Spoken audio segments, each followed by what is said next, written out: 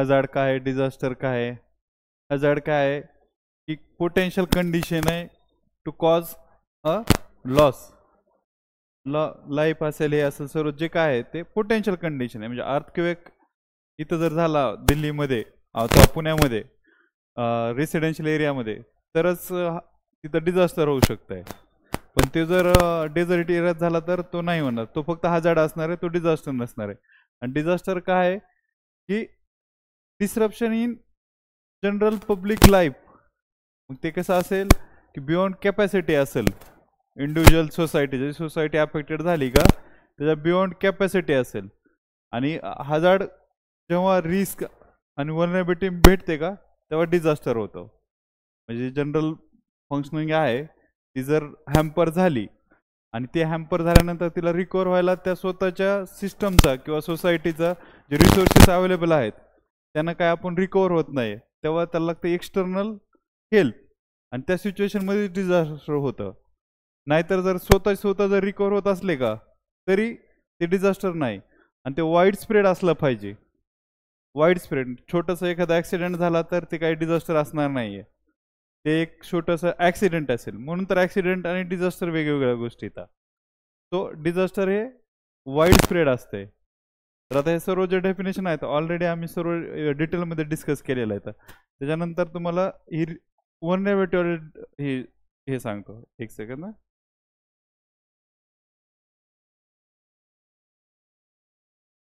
Vulnerability काय असते, characteristic आहे. कशासाठी? To make it prone to the disaster. की समजा डिसेबल पीपल असतील, जेंडरचं वुमन असेल किंवा ओल्ड एज पीपल असतील ते मोर प्रोन असतील, किंवा पुअर पीपल असतील तर ते असेल. किंवा लँडस्लाईड आहे, लँडस्लाईडची वल्नरेबिलिटी काय आहे की तुम्ही जर स्लोपवरती तुमचं घर असेल तरच तुम्हाला ते इम्पॅक्ट होईल ना. म्हणजे याचा अर्थ काय, स्लोपवरती घर आहे याचा अर्थ तुम्ही वल्नरेबल आहेत आणि तुमची वल्नरेबिलिटी आहे. आणि त्यालाच म्हणतात characteristic of the area or the people which make it prone to disaster. Prone असतंय त्याच्यामुळे होईलच असं नाही. आणि त्याच्या एक्झॅक्ट अपोजिट काय असतंय, कॅपॅसिटी. जर तुमची कॅपॅसिटी असेल तर तुमची वल्नरेबिलिटी कमी, जर कॅपॅसिटी कमी असेल तर वल्नरेबिलिटी जास्त आहे. तर ही त्याची डेफिनेशन झाली कॅपॅसिटीची. रिस्क आहे की हे हजार्ड आहे, हे पहिलंवाला आपलं. हे काय आहे, वल्नरेबिलिटी आपली, आणि ही रिस्क आहे. ही रिस्क आहे. जेव्हा एखादी सोसायटी वल्नरेबल असते एखाद्या गोष्टीला, किंवा फ्लड प्लेनमध्ये तुमचं घर आहे रिव्हरच्या, तर तुम्ही फ्लडसाठी प्रोन आहेत, म्हणजे तुमची वल्नरेबिलिटी आहे. आणि जे दोघाचा मिळून जे होणार आहे की पाऊस पडला तर काय होणार आहे, पाणी येणार आहे. पाणी येणार आहे म्हणजे तुमची इकडून वल्नरेबिलिटी आहे आणि पाणी पण आलंय. दोघं जिथं मीठ होतील तिथं रिस्क असणार आहे. ती दोन्ही गोष्टी लागणार आहेत. आणि नॉर्मल केसमध्ये आपण काय करतो की हजार्ड हे कधीच कमी करता येत नाही. मोस्ट ऑफ द केसेस जे नॅचरल हजार्ड आहेत, जसं की अर्थक्वेक आहे, तर आपण कमी करू शकत नाही ना.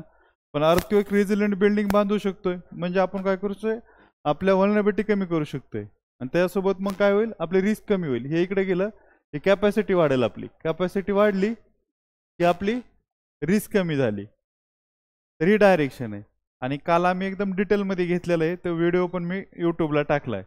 त्यामुळे मी तुम्हाला थोडंसं फास्ट सांगतो, म्हणजे आपलं सर्वच कव्हर होऊन जाईल त्याच्यामध्ये. तर ही गोष्ट. आणि ह्याच्यानंतर डिझास्टर. तुमचं हजार्ड पाहिजे डिझास्टर होण्यासाठी, आणि तुमची वल्नरेबिलिटी पण पाहिजे. आणि जेव्हा हजार्ड आणि वल्नरेबिलिटी एकत्र येईल तेव्हा डिझास्टर होणार आहे. नाहीतर तुमची कॅपॅसिटी आहे आणि जरी भूकंप आला आणि जर अर्थक्वेक रेझिलियंट जर बिल्डिंग असतील जसं जपानमध्ये आहे, तर तिथं काही जास्त काही इम्पॅक्ट होणार नाही. पुन्हा आणखी काय सांगता येईल की रेक्टर स्केल 1 6-7च्या पुढे गेल्यानंतर इम्पॅक्ट होतो ना इंटेन्सिटीचा अर्थक्वेक झाला तर, त्याच्या अगोदर होत नाही. म्हणजे तोपर्यंत आपली कॅपॅसिटी आहे आणि तितकी वल्नरेबिलिटी नाही आहे आपली. पण 7च्या पुढच्या ह्याला वल्नरेबिलिटी आहे आपल्या बिल्डिंगची, कारण तेवढं कन्स्ट्रक्शन मटेरियल नाही आहे किंवा रिसर्च नाही आहे, डेव्हलपमेंट नाही आहे, तेवढं त्या लेवलला पोहोचलेलं नाही आहे टेक्नॉलॉजी. तो काही काही ठिकाणी आपण स्विंगिंग बिल्डिंग पण पाहतो, तर त्यांची वल्नरेबिलिटी कमी हायर लेवलच्या रेक्टर स्केलवाल्या डिझास्टरला पण तर खालच्या याला नाही आहे. तर हे इकडले 4-5 पॉईंट होते की ह्याच्यावरती मग आम्ही क्वेश्चन वगैरे घेतले होते, काल डिस्कस केले होते आणि मी तुम्हाला हे क्वेश्चन मधून दाखवतो. आणखी पुढे पीपीटी आहे, एक ओव्हरऑल व्ह्यू देतो आणि प्रत्येक हे दाखवतो. आम्ही डिझास्टर मॅनेजमेंट आहे. आता डिझास्टर मॅनेजमेंटची डेफिनेशन काय आहे की डिझास्टर झाल्यानंतर आपल्याला काय लागणार आहे, एक तर रोल मॅनेजमेंटसाठी पीपल असणार आहेत किंवा काही ऑफिसर असतील किंवा गव्हर्नमेंट असेल, काही रिसोर्सेस लागतील आपल्याला की फायर फायटिंगसाठी काय काय अग्निशामकची गाडी लागते आपल्याला.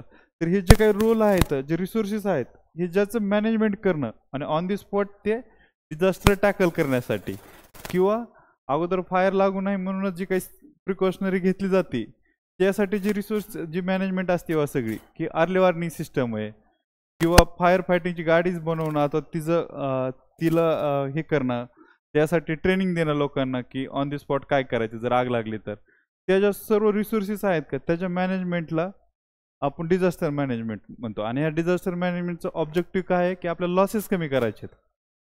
जेव्हा डिझास्टर येईल का तेव्हा लॉसेस कमी करायचे आहेत. मग एक तर त्याच्यासाठी आपल्याला अगोदर डिझास्टरच्या अगोदर पण तयारी करावी लागणार आहे, प्रिपेअर्डनेस, प्री डिझास्टरवाली स्टेज.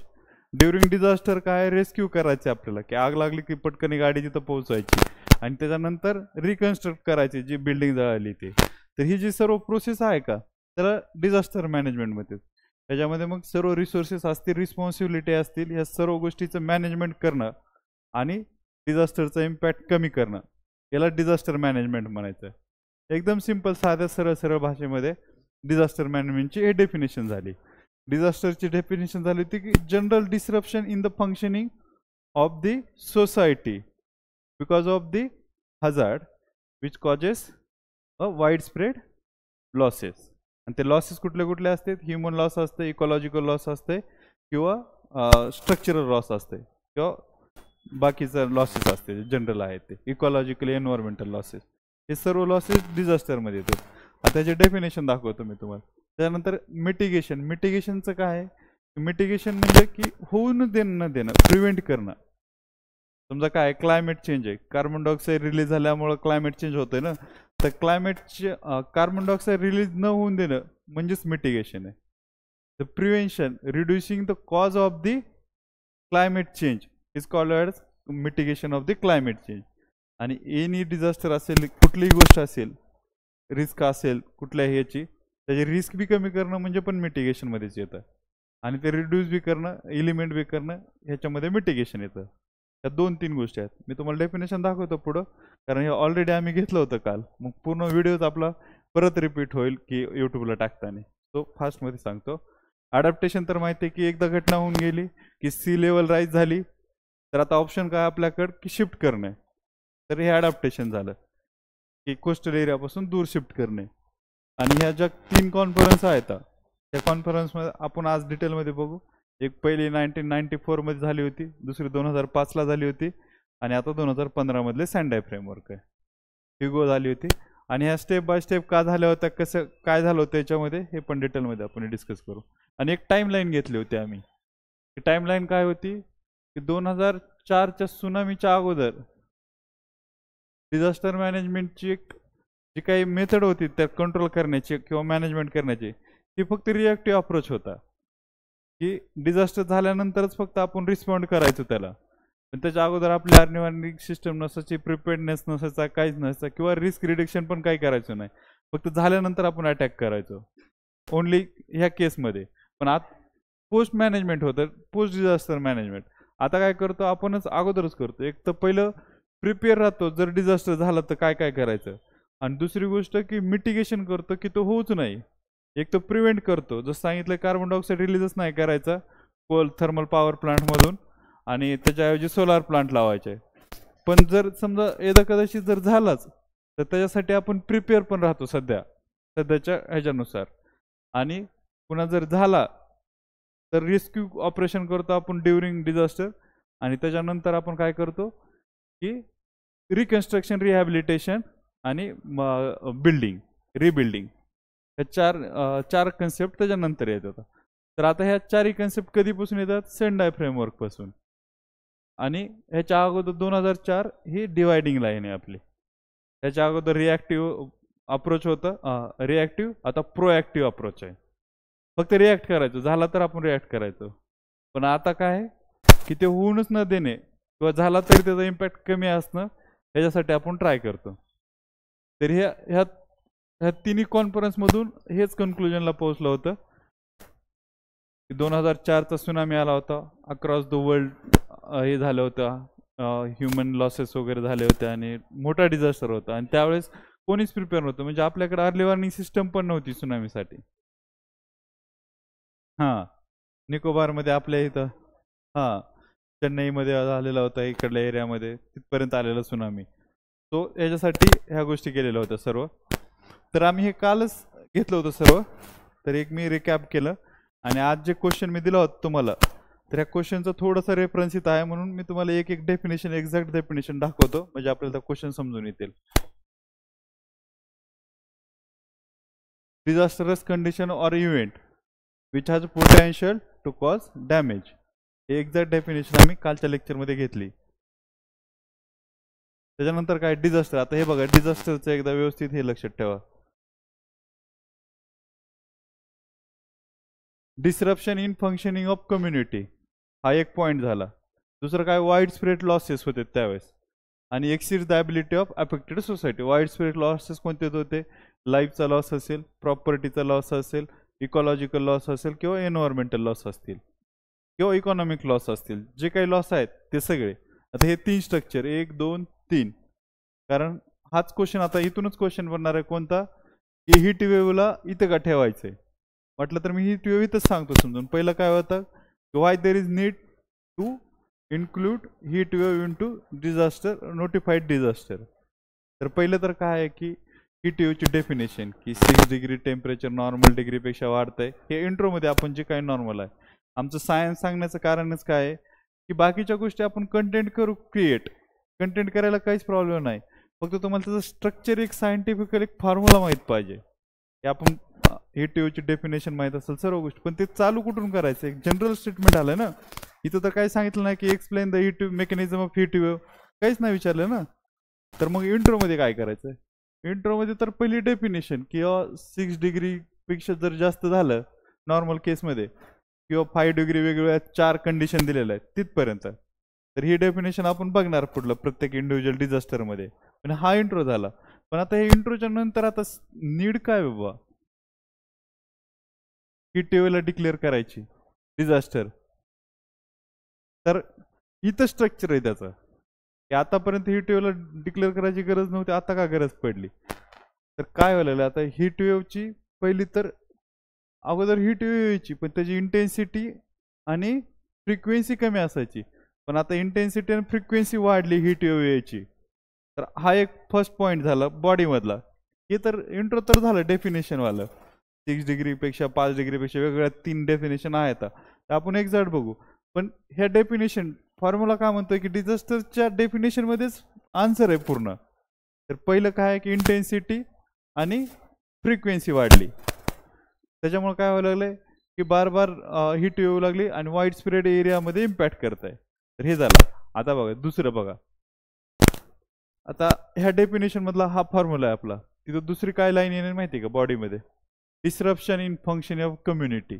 डिसरप्शन कसं होतं आहे की हीट वेव्ह झाले की इकॉनॉमिकल लॉसेस होतात, त्याच्यानंतर काय होतं आहे की ह्युमन कॅपॅबिलिटी कमी होती, हेल्थ इन्फ्रास्ट्रक्चर वरती ताण पडतोय, ह्या सर्व गोष्टी होतात कुठं ह्याच्यामुळं. तर हा एक पॉईंट असणार.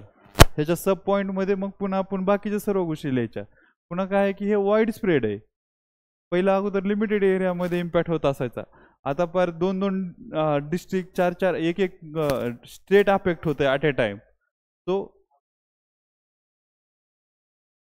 हा आता सगळं एरियात पसरू लागले, ऑल ओव्हर इंडिया, म्हणजे हिमालयापर्यंत चाललंय.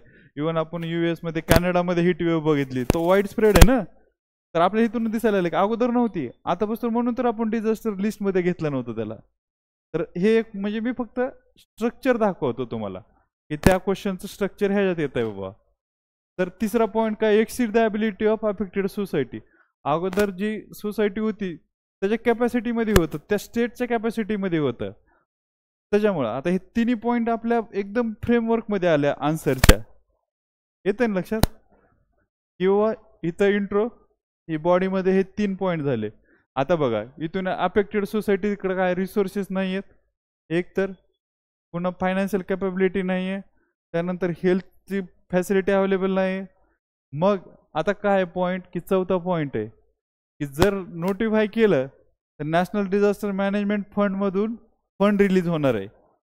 तो इथपर्यंत पोहोचला, आपण बेसिकला सगळ्याला हात टाकला आपण.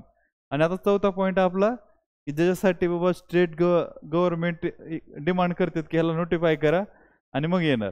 आता हे पैसे आले, तर आता पैसे आले तर 5 नंबरला काय होणार आहे, परत कोणती डेफिनेशन माहिती का, डिझास्टर मॅनेजमेंट सायकल आहे. आता आम्ही काल काल घेतलेली डिझास्टर मॅनेजमेंट सायकल पूर्ण, की त्याच्यात काय होतं, प्री डिझास्टर होतं एक, ड्युरिंग डिझास्टर एक पॉईंट होता आणि पोस्ट डिझास्टर एक, असे 3 पॉईंट आहेत.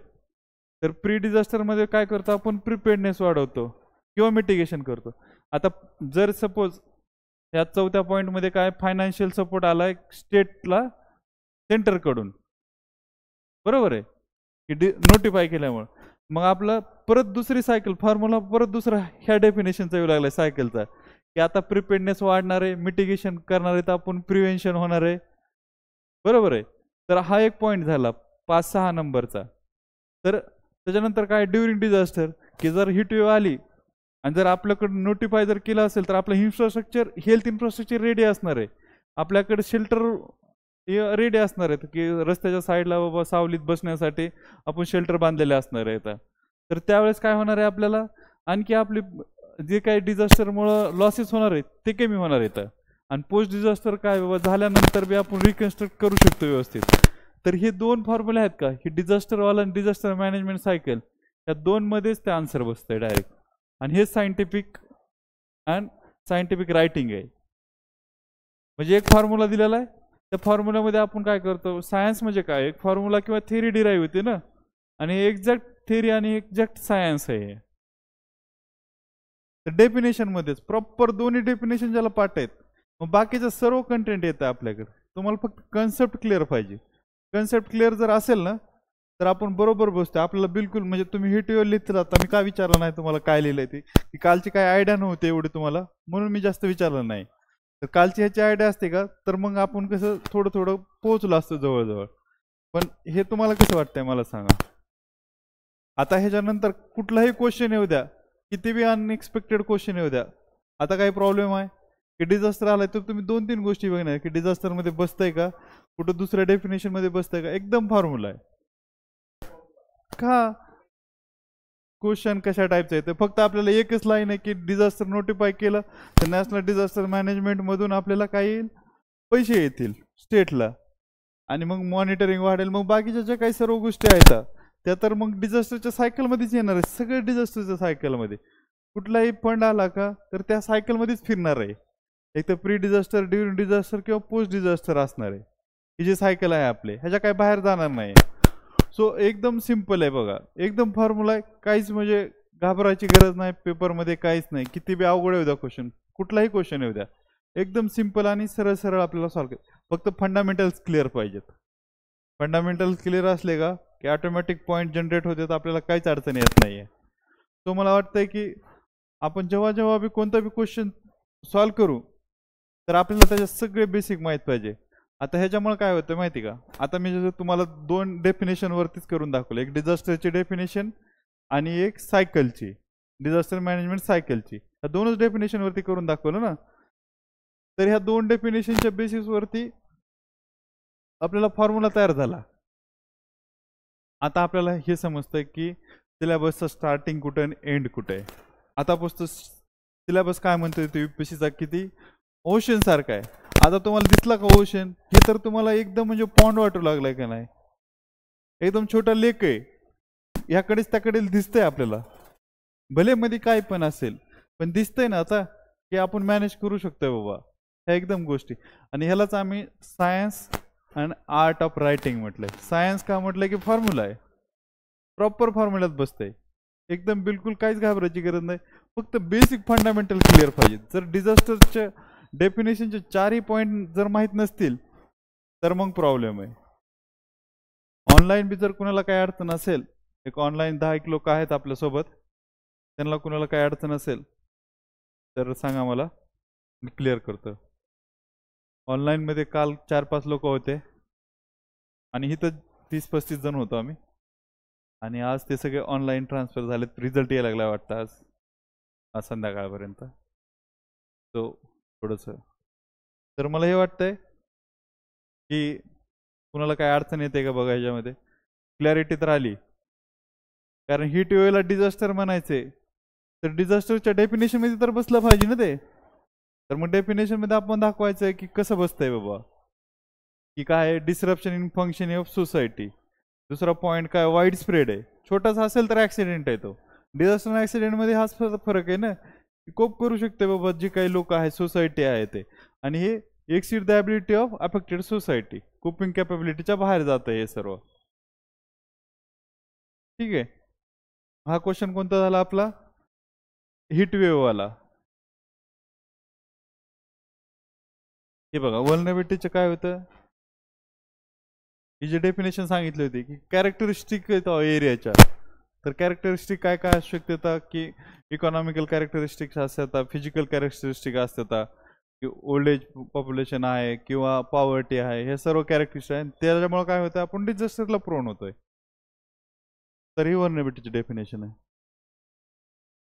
कॅपॅसिटी म्हणजे काय, वल्नरेबिलिटीच्या अगेन्स्ट की रिसोर्सेस आहे, मीन्स आहे आणि स्ट्रेंथ आहेत टू कोप द हजार्ड. हजार्डलाच कोप करा, डिझास्टरला नाही. कारण हजार्ड सोबत जर टॅकल केलं तरच ते डिझास्टरमध्ये कन्वर्ट होणार नाही. रिसोर्सेस तर आपल्याला लावायचे की आपली बिल्डिंग स्ट्रॉंग करण्यासाठी. बिल्डिंग स्ट्रॉंग का करायची की अर्थक्वेकपासून, अर्थक्वेक काय हजार्ड आहे आपलं, अर्थक्वेकपासून जेव्हा बिल्डिंग पडेल तेव्हा ते डिझास्टरमध्ये इव्हेंट आहे. डिझास्टर हा इव्हेंट आहे आणि हजार्ड ही काय कंडिशन आहे की स्लोप आहे, लँडचा स्लोप आहे समजा. त्याच्यापेक्षा आणखी सोपं जर म्हटलं तर काय की ऑइलचं टँकर आहे, गॅसचं टँकर आहे, तर हे काय हजार्ड आहे. ते फुटलं तरच डिझास्टरमध्ये कन्वर्ट होईल, पण तोपर्यंत तर ते फक्त हजार्डच राहणार आहे. आणि वल्नरेबिलिटी कधी त्याची की खराब रस्ता आहे, रोडवरती आपटलं वगैरे फुटलं तर मग ते डिझास्टरमध्ये कन्वर्ट होणार. तर ह्या ज्या गोष्टी आहेत तर ह्याची क्लॅरिटी आणखी तुम्हाला वाटलं तर कालचा व्हिडिओ बघू शकता. याच्यामध्ये कालच्या ह्याच्यात टाइप्स ऑफ कॅपॅसिटी, ते फिजिकल, इकॉनॉमिकल, सोशल कॅपॅसिटी, ह्या सर्व कॅपॅसिटी आहेत का ते कालच्या. रिस्क आहे की मेजर ऑफ एक्सपेक्टेड लॉस.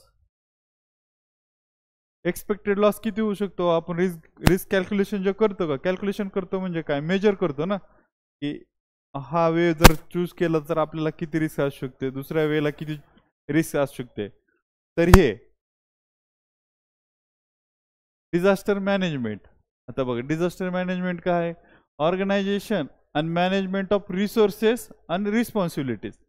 एक रिसोर्सेस आहेत म्हणजे मटेरियलिस्टिक रिसोर्सेस, आणि दुसरं रिस्पॉन्सिबिलिटी म्हणजे पर्सनलवाली, dealing with the all humanitarian aspect of emergency in particular pre disaster during response and recovery in order to lessen the impact of disaster. जे काय आपल्याकडे रिसोर्सेस आहेत त्याचं व्यवस्थित मॅनेजमेंट करायचं की डिझास्टरपासून जे काय इम्पॅक्ट होणार आहे तो रिड्यूस करण्यासाठी. हे डिझास्टर मॅनेजमेंट आम्ही काल ह्याला आणखी डिटेलमध्ये बघितलं होतं, त्या डेफिनेशनपेक्षा आणखी बाजूला जाऊन. तर एक थोडीशी आयडिया असो आपण की काय करायला लागलो. ते ही डिझास्टर मॅनेजमेंट सायकल होती की प्री डिझास्टर आहे, ड्युरिंग डिझास्टर होतं आणि पोस्ट डिझास्टर. तर प्री डिझास्टरमध्ये दोन गोष्टी करतो आपण. एक प्रिपेअर्डनेस करून ठेवतो की पोस्ट डिझास्टरमध्ये, ड्युरिंग डिझास्टर काय जे काय आपल्याला करायचं ते अर्ली वॉर्निंग सिस्टम लागणार आहे. जर समजा काय सायक्लोन आलं तर आपण काय करतो, इथं अर्ली वॉर्निंग सिस्टम बसवली आणि डिझास्टर आलं की वॉर्निंग देतो त्यांना, रेड अलर्ट वगैरे आपण जे काही करतो. पण त्याची सिस्टम इथंच तयार करून ठेवली ना, फक्त इथं वापरतो आपण डिझास्टर आला की. तर एक पॉईंट आहे ह्याच्यामध्ये प्रिपेअर्डनेसवाला, आणि दुसरा पॉईंट आहे की डिझास्टर होऊनच द्यायचं नाही. आता इथून असं जातं की डिझास्टर होऊन द्यायचं नाही, ह्याला काय मिटिगेशन म्हणतात. पहिले तर प्रिव्हेंट करायचं डिझास्टर की झालंच नाही पाहिजे, जर होणारच असेल तरी त्याची रिस्क कमी करायची. म्हणजे काय करायचं, आपल्याला कॅपॅसिटी वाढवायची, रिस्क कमी करायची, वल्नरेबिलिटी कमी करायची. आता म्हणजे जरी सायक्लोन आला, आणि सायक्लोन तर येणार आहे, आता आपण काही प्रिव्हेंट करू शकत नाही ना, तो नॅचरल आहे डिझास्टर. पण सायक्लोन आल्याकडे आपल्याकडे शेल्टर होम असतील, त्यानंतर रेस्क्यूचे सगळे सिस्टम अवेलेबल असेल, तर आपण सगळ्या गोष्टी अगोदरच रेस्क्यू करून त्यांना, तर त्याच्यामुळे काय इम्पॅक्ट कमी होणार आहेत, रिस्क कमी असणार आहे. म्हणजे लॉसेस, मेजर ऑफ लॉसेस, काय म्हणजे रिस्क म्हणजे मेजर ऑफ लॉसेस आहे ना, तर लॉसेस कमी होणार आहेत म्हणजेच रिस्क कमी होणार आहे. रिस्क रिडक्शन करायची तिथं. आणि एक प्रिव्हेन्शन. आणि जर समजा ह्याच्यातून दोन्हीतून नाही झालं तर मग प्रिपेअर राहायचंय बाबा, जर थोडं बहुत जे काही डॅमेज होणार आहे ते पण कंट्रोल करायचंय. मग ते ड्युरिंग डिझास्टर, की सायक्लोन आलाय बाबा, आता रेस्क्यू करायचे, लोक शेल्टर होम मध्ये ठेवायचे थोडे दिवस, आणि सायक्लोन गेला की वापस घरी पाठवून द्यायचे. फ्लड आलं जसं आपण करतो तसं शिफ्ट करतो लोकांना, परत आपल्या घरी वापस जातात. तर सेम. आणि पोस्ट डिझास्टर जे काही हे झालंय, डॅमेज झालंय, त्याला रिकवर करणं, रिकन्स्ट्रक्ट करणं, रिबिल्ड करणं, रिहॅबिलेट करणं, सगळ्या गोष्टी. री डिझास्टर मॅनेजमेंट सायकल होती, जी की आपण पहिलं तर डिझास्टर काय हे टीव्ही बघितलं होतं. पुन्हा मग एक फायनान्शियल किंवा एक लिगल ऍस्पेक्ट बघितलं होता, की डिझास्टर मॅनेजमेंट मधून फंड रिलीज होईल. डिझास्टर मॅनेजमेंट फंड जो सेंटर आहे, नॅशनल डिझास्टर मॅनेजमेंट, तिथून फंड फक्त ते ह्याच्यासाठीच रिलीज होतो, जे नोटिफाईड डिझास्टर आहे त्यासाठीच. आणि त्याच्यानंतर काय करायचं आपल्याला, की बाकीचे प्रिपेअर्डनेस वगैरे करून ठेवायचं होतं. ठीक आहे, प्रिपेअर्डनेस करायचं, रिकन्स्ट्रक्शन करायचं, रिकव्हरी करायची होती, जे काय होतं हे सर्व ह्या गोष्टी तिथं होत्या. ठीक आहे. त्याच्यानंतर काय करायचं होतं आपल्याला पुढं, कॉमन टेम्पलेट दिली होती मी एक सगळ्या डिझास्टरसाठी काय काय करता येऊ शकतं. प्रत्येक डेफिनेशन ऑफ डिझास्टर मॅनेजमेंट. काल एक आम्ही क्वेश्चन घेतला होता, की रोल ऑफ मीडिया, कालचं जर कोणी बघितलं असतं, role of media in disaster management, असा सरळ सरळ क्वेश्चन होता. तर आता कुठलाही बी कशाचा बी रोल आला तरी आपल्या त्या डिझास्टर मॅनेजमेंटच्या सायकलमध्ये बसतं. पहिली तर डिझास्टर मॅनेजमेंटची डेफिनेशन आणि रोल ऑफ मीडियाशी संबंधित एका दुसरी लाईन इंट्रोमध्ये, आणि मग त्या त्या ह्याचा रोल प्री डिझास्टर लेवलवरती काय आहे, प्रिपेअर्डनेसमध्ये काय रोल येणार आहे, मिटिगेशनमध्ये काय रोल येणार आहे, परत हे फॉर्म्युला आहे. परत आपण एकदा ह्याचा वापर करायला, ड्युरिंग डिझास्टरमध्ये काय होणार आहे, रेस्क्यूच्या टायमाला कशी कशी मदत होणार आहे. तर जे काय असेल हे कंटेंट लिहिणं मग सोपं आहे. मधलं एक जनरलच असते, एकदम कॉमन सेन्सचं वाला असते. आणि पोस्ट डिझास्टर काय काय करता येऊ शकतं, आणि कन्क्लुजन किंवा इथिकल रिपोर्टिंग केली पाहिजे, सेन्सिटायझेशन ऑफ न्यूज केलं नाही पाहिजे, पॅनिकनेस वाढवलं नाही पाहिजे, लोकांना उलट कॉन्फिडन्समध्ये घेतलं पाहिजे, एक्झॅक्ट इन्फॉर्मेशन प्रोव्हाइड केली पाहिजे, की रादर दॅन की कोविडमधल्या सारखी की पॅनिकनेस क्रिएट करण्यापेक्षा. सो ह्या ज्या गोष्टी आहेत ह्या 3-4 स्टेजवरती होतात सर्व. तर ह्याच्यामध्ये काय अडचण आता लक्षात आलं असेल ना, की सायन्स का नाव दिलं आहे आम्ही, science and art of writing. फक्त नाव ह्याच्यासाठीच दिलंय की व्यवस्थित गोष्टी फॉर्म्युल्यामध्ये बसतात, फक्त माइंड शांत पाहिजे आणि बेसिक फंडामेंटल क्लिअर पाहिजे. आणि फास्ट का सांगतो, की ऑलरेडी आम्ही सांगितलंय कालच सर्व गोष्टी. आणि हे इव्होल्युशन ऑफ डिझास्टर मॅनेजमेंट इथून चालू होणार आहे आजचा आपला पोर्शन. इव्होल्युशन वाला पण पॉईंट दिला होता ना मी, आजचा क्वेश्चन होता, की त्याचे टार्गेट्स काय आहेत, त्यानंतर त्याचे हे काय आहेत, प्रायोरिटीज काय येतात, आणि हे सर्व गोष्टी एकत्र. तर इव्होल्युशनला सुरुवात कुठून झाली होती, योकोहामा कॉन्फरन्स पासून. की पहिली Yokohama conference on disaster management झाली वर्ल्डमध्ये, की डिझास्टर होऊ लागले होते. तर बघू म्हणले की आपल्या इथं किल्लारीचा भूकंप वगैरे झाला होता, अशा खूप ठिकाणी त्यावेळेस हे होऊ लागलं होतं, डिझास्टर होऊ लागले ते वेगवेगळे.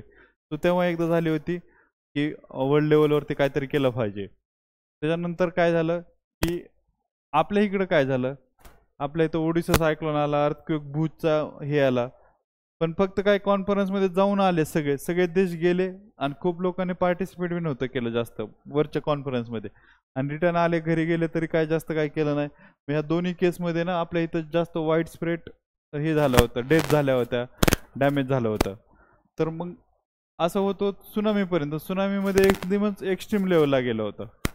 तर एक्स्ट्रीम लेवलला गेल्यानंतर मग ठीक आहे, की ह्या ह्या युकोहामा कॉन्फरन्समध्येच ठरवलं होतं की आपण 10 वर्षांनी भेटू. मग 2004लाच भेटायचं होतं, पण सुनामी आल्यामुळं ते पोस्टपोन केलं, आणि ते पोस्टपोन करून ते 2005 मध्ये झालं होते. बाकीचे मग ह्युगो कॉन्फरन्स, आणि त्याला परत 10 वर्षांनी सेंडाय कॉन्फरन्स. पण त्या मधल्या ह्याच्यामध्ये मग आपण डिझास्टर मॅनेजमेंट ऍक्ट आणला होता, प्लॅन आणला होता, पॉलिसी आणल्या होत्या, आणि गाईडलाईन आणल्या होत्या. तर काल आम्ही इथपर्यंत बघितलं होतं कालच्या ह्याच्यामध्ये लेक्चरमध्ये. तर आजच्या क्वेश्चन बघू परत एकदा आपण, जे 1-2 क्वेश्चन राहिले डिस्कस करायचे आणि हे करू.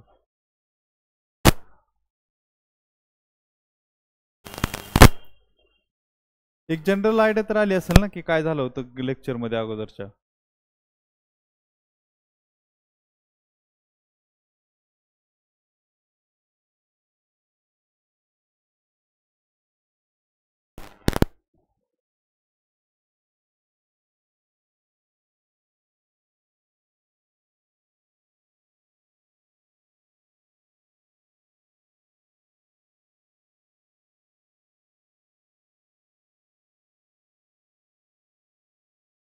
ठीक आहे, हा एक पहिला क्वेश्चन झाला आपला.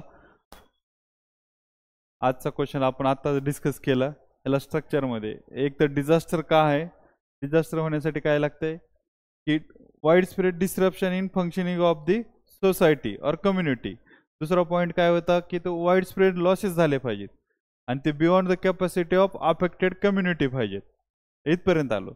डिझास्टर नोटिफाय केल्यानंतर काय होतं, नॅशनल डिझास्टर मॅनेजमेंट फंड मधून फंड रिलीज होतो, रिसोर्सेस भेटतात. मग ते कुठं वापरायचे आपण, सगळे डिझास्टर मॅनेजमेंटच्या सायकलमध्ये, pre disaster, during disaster, post disaster आणि एक कन्क्लुजन.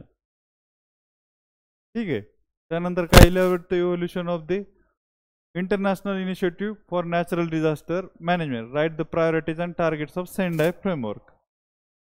जे काही प्रायोरिटीज होत्या आणि टार्गेट्स होते हे वेगवेगळे होते. हे आज आपण लेक्चरमध्ये डिटेल्समध्ये बघूया थोडंसं. मला वाटलं की कालचे लोक थोडंसं यासोबत रिलेट करू शकतात. आम्ही काल थोडंसं डिस्कस केलं होतं लेक्चरमध्ये सेंडाय फ्रेमवर्क काय आहे ते. आणि ह्याच्यानंतर काय significance of disaster resilient infrastructure comment. आता disaster resilient infrastructure is the infrastructure which is designed, constructed to withstand the impacts of disaster and easily recover from the losses. जे काही डिझास्टर आपलं इन्फ्रास्ट्रक्चर आहे त्याला रेझिलियंट बनवायचं आहे एक तर. आणि जर रेझिलियंट जर समजा कदाचित डॅमेज झालं त्याची रिकव्हरी पण लवकर झाली पाहिजे. हे सर्व इन्फ्रास्ट्रक्चर आहे का, त्याला डिझास्टर रेझिलियंट इन्फ्रास्ट्रक्चर म्हणायचं आहे. आता डिझास्टर रेझिलियंट इन्फ्रास्ट्रक्चर आहे तर त्याच्यामध्ये काय माहिती का, मेनली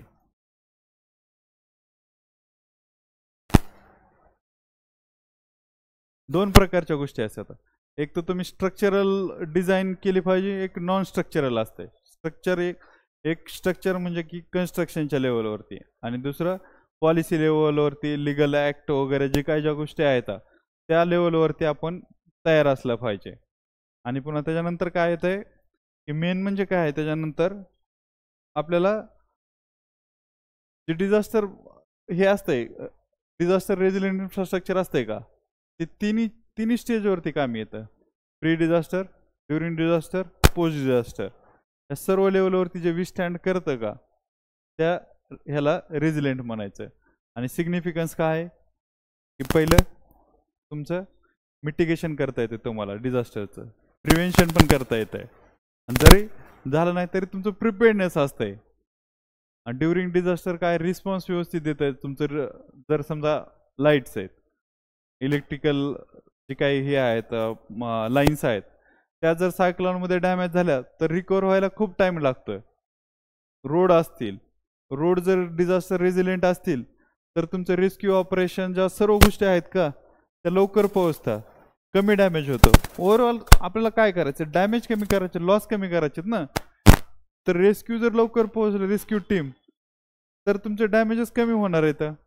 आणि जर लाईनच जर कटलं, तुमचं कनेक्शनच जर कट झालं त्या एरियासोबत की जिथं हे झालंय, तर ते लोक तर ऑलरेडी डिझास्टर आहे म्हणजे ते कोपिंग कॅपेबिलिटीच्या बाहेर आहे. म्हणजे तिथं जास्त लॉसेस व्हायला लागलेत. की लँडस्लाईड जर इनॲक्सेसेबल एरियात झाली तर तिथपर्यंत रेस्क्यू ऑपरेशन पोहोचूस तर त्यांचं सर्व संपलेलं असतं. 2 दिवस जर ते लोक जर काढायला लागलं रिकव्हरी करायला त्यांचं, तर प्रॉब्लेम होऊ शकतो ना. तर जेव्हा डिझास्टर रेझिलियंट हे असतं का, तर एक तर तो आपल्याला परत सायकल हो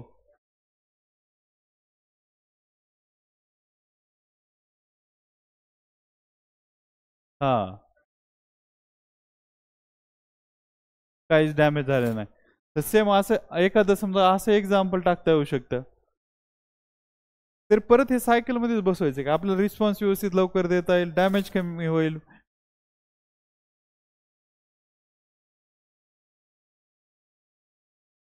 हो, बिल्डिंग कोड आपला.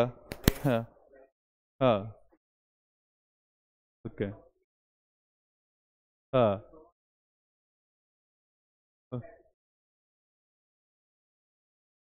तिथून बाहेर. ओके. तर हे जे काही इन्फ्रास्ट्रक्चर आहे, हे कशासाठी? लॉस कमी करण्यासाठी. अल्टिमेट काय की लॉस नाही झाला पाहिजे डिझास्टर झाल्यानंतर. एक तर ते डॅमेज झालं नाही पाहिजे, डॅमेज झालं तरी लॉस कमी झाला पाहिजे, रेस्क्यू मिनिमम करण्यासाठी. याला डिझास्टर रेझिलेंट म्हणायचं. तो हे परत आपल्याला सायकलमध्ये टाकता येतंय. हे परत फॉर्म्युला टाईप होत आहे. तो एकदम सिम्पल आहे, एकदम साध्या साध्या भाषेमध्ये लिहिता येऊ शकते आपल्याला. आणि हे जर ह्याची जर आयडिया आली का, तर आपल्याला आता ह्याच्या पुढे नंतर काहीच करायची गरज लागत नाही. हे फक्त मधले फक्त फिलर्स असतात. आणि 3 महिने आपण एवढं वाचतो की एकदा आपल्याला ह्या गोष्टी जर क्लिअर असल्या का, तर 3 महिन्यानंतर आपल्याला पेपरमध्ये ऑटोमॅटिक आठवतात. काहीच प्रॉब्लेम येत नाही, एकदम व्यवस्थित होत राहतात गोष्टी. तो आपण स्टार्ट करू आजच्या टॉपिकला.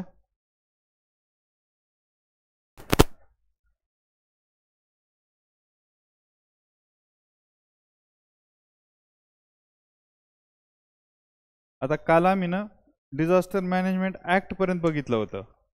आणि त्या ऍक्टचे जे काही प्रोव्हिजन होते का, लिगल प्रोव्हिजन, ते सगळे बघितले होते. की एनडीएमए ऍक्ट आहे ना, तर ह्या ऍक्टमध्ये जे काही लिगल स्ट्रक्चर होतं, national disaster management authority, state disaster authority, district disaster management authority, या सर्व बघितल्या होत्या. त्यांचं फंक्शनिंग पाहिलं होतं की नॅशनल डिझास्टर मॅनेजमेंट ऑथॉरिटी काय करते, प्लॅन बनवते, पॉलिसी बनवते आणि गाईडलाईन पण बनवते. ते खालपर्यंत परकुले. तसं स्टेटवाले पण पॉलिसी प्लॅन बनवतात आणि डिस्ट्रिक्टवाले त्याला इम्प्लिमेंट करतात. डिस्ट्रिक्ट लेवलवरती प्लॅन पॉलिसी बनते आणि ते इम्प्लिमेंट केलं जात आहे. आणि स्टेट आणि डिस्ट्रिक्ट नॅशनल लेवलवरती 2 बॉडी असतात. एक एक्झिक्युटिव्ह बॉडी असते, एक पॉलिटिकल बॉडी असते. आणि डिस्ट्रिक्ट लेवलवरती फक्त एक्झिक्युटिव्ह बॉडी असते. कारण तिथं काही पॉलिटिकल एक्झिक्युटिव्ह नसते, तर तिथे डायरेक्ट स्टेट ब्युरोक्रेसी असते. तर इथं झाल्यानंतर आता डिझास्टर मॅनेजमेंट पॉलिसी बनते. आता पॉलिसीमध्ये काय आहे मेन माहिती का? पॉलिसीमध्ये जनरल गाईडलाईन असते. आता की काय करायचं आहे आपल्याला, की प्रिव्हेन्शन आणि मिटिगेशनचं कल्चर इनकल्केट करायचं आहे. पुन्हा main streaming of disaster resilient building बनवायचे. आता त्याच्यानंतर काय करायचं की आपल्याला प्रोएक्टिव्ह अप्रोच ठेवायचा आहे toward the needs of the disable or the specially abled people किंवा वनरेबल सोसायटी. तर हे एक जनरल जनरल आउटलाईन असतात का, या सर्व जनरल जनरल आउटलाईन आपल्या ह्याच्यामध्ये प्लॅनमध्ये येतात. पॉलिसीमध्ये, सॉरी, पॉलिसीमध्ये ह्या सर्व आपल्याला आउटलाईन येतात.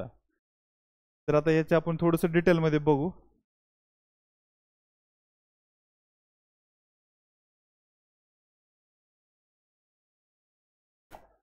ठीक आहे.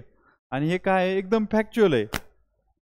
आपल्याला जर व्यवस्थित जरी लक्षात ठेवलं, लाईन टू लाईन एक 5-6 जरी पॉलिसीज जरी लक्षात राहिल्या का, तरी बेटर राहू शकते. मला वाटतंय आपण हे लिहून घेऊ थोडं थोडं, एक एक. काय मी जे सांगितलं तुम्हाला की पहिले काय, कल्चर कल्चर इस्टॅब्लिश करायचं आहे. कल्चर कशाचं करायचं आहे? प्रिव्हेन्शन, प्रिपेअर्डनेस, मिटिगेशनचं कल्चर हे करायचं. एक जनरल ओव्हरऑल आउटलाईन देतं पॉलिसी. एक फिलॉसॉफिकल लेवलवरती गोष्टी चालतात इथं. ॲक्च्युअल एक्झिक्युशनचं काहीच नसतं, फक्त मोठ्या मोठ्या गोष्टी केल्या जातात. त्यानंतर त्यासोबत काय केलं तर main streaming of disaster management development plan. Main stream करायचं आपल्या डिझास्टर मॅनेजमेंटचा प्लॅन. त्यानंतर काय करायचं, आपल्या अर्ली वॉर्निंग इस्टॅब्लिश करायचे सर्व ठिकाणी. जेवढे बी डिझास्टर प्रोन एरिया आहेत तिथं आपल्या अर्ली वॉर्निंग हे करायचं आहे. आणि रिस्पॉन्स आणि रिलीफच्या वेळेस काय करायचं आहे, आपलं प्रोॲक्टिव्ह आणि कंपॅशनेट अप्रोच ठेवायचं toward the vulnerable section of society. आणि undertaking the construction as a opportunity to rebuild the disaster resilient infrastructure. एकदम सिंपल सिंपल गोष्टी येतात. की पहिले काय करायचं, कल्चर ही फिलॉसॉफी. आणि हिथं जर आयडिया आली का, की आपलं इंटरव्ह्यू होतंय कधी कधी आणि कन्क्लुजन पण आपल्याला वापरता येते ते वर्ड. इथले वर्ड आहेत ना, एकदम हेवी वर्ड असतात आणि एकदम इफेक्टिव्ह असतात. आपण जर व्यवस्थित वापरले का, तर त्याचा आपल्याला लॉंग टर्मसाठी म्हणजे आन्सर रायटिंगसाठी पण फायदा होऊ शकतो. मी तुम्हाला सांगतो आणि ते लिहून घ्या. म्हणजे कसं होईल, एक्झॅक्ट वर्ड येतील जसे पॉलिसीमध्ये आहेत तसे, आणि 4-5च लाईन येतात. ठीक आहे. ऑब्जेक्टिव्स काय आहेत बघा, नॅशनल डिझास्टर मॅनेजमेंट पॉलिसी 2009चे. तर पहिला ऑब्जेक्टिव्ह आहे, promoting the culture of prevention, preparedness and resilience at all levels through knowledge, innovation and education. एवढं जर लिहिलं तरी बस होतं. Promoting the culture of prevention, preparedness and resilience at all levels. 2 नंबरचा पॉइंट आहे mainstreaming the disaster management into the development planning process.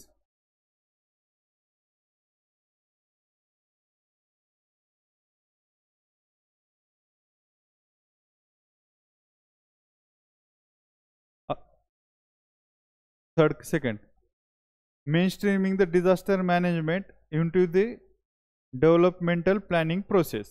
म्हणजे सर्वच प्लॅनिंगच्या स्टेजवरती डिझाईन कन्स्ट्रक्शन जेवढे स्टेजेस आहेत त्याच्यामध्ये सगळ्यामध्येच आपल्याला प्रत्येक वेळेस हा व्ह्यू पॉईंट ठेवायचा. जसं जनरल बजेटिंग करतो ना आपण की प्रत्येक लेवलवरती, तसं सेम आपल्याला ह्याच्यामध्ये पण करायचं की डिझास्टर मॅनेजमेंटसाठी आपल्याला केअर घ्यायची बाबा. मग ट्रेनिंग असेल, कन्स्ट्रक्शन असेल, जे काय असेल सर्व गोष्टीचं थोडंसं केअर घेऊनच आपल्याला पुढे चालायचं. ही फिलॉसॉफी सांगितली. पुन्हा थर्ड काय की early warning and forecasting system development. Early warning and forecasting system development.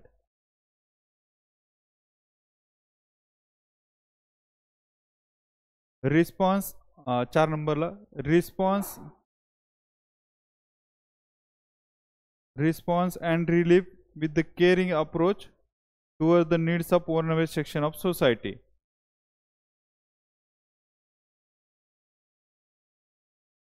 पाच नंबरचा एकदम भारी पॉइंट आहे.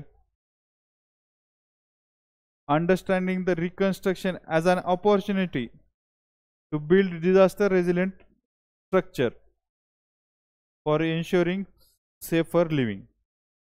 Undertaking reconstruction as an opportunity to rebuild disaster resilient structure for ensuring the safer living and promoting a proactive and productive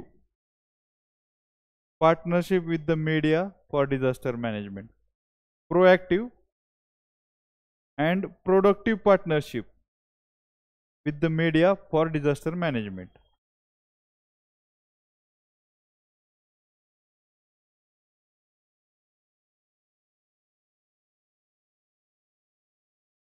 तर ह्या सर्व गोष्टी आपल्या ह्याच्यामध्ये इन्क्लूड करता येऊ शकतात. आपण कन्क्लुजनमध्ये वापरू शकतो, आपण ह्याला कधी कधी इंट्रोडक्शनमध्ये पण वापरू शकतो. आणि ही जी लँग्वेज आहे ही आपल्याला एथिक्समध्ये पण वापरता येऊ शकते.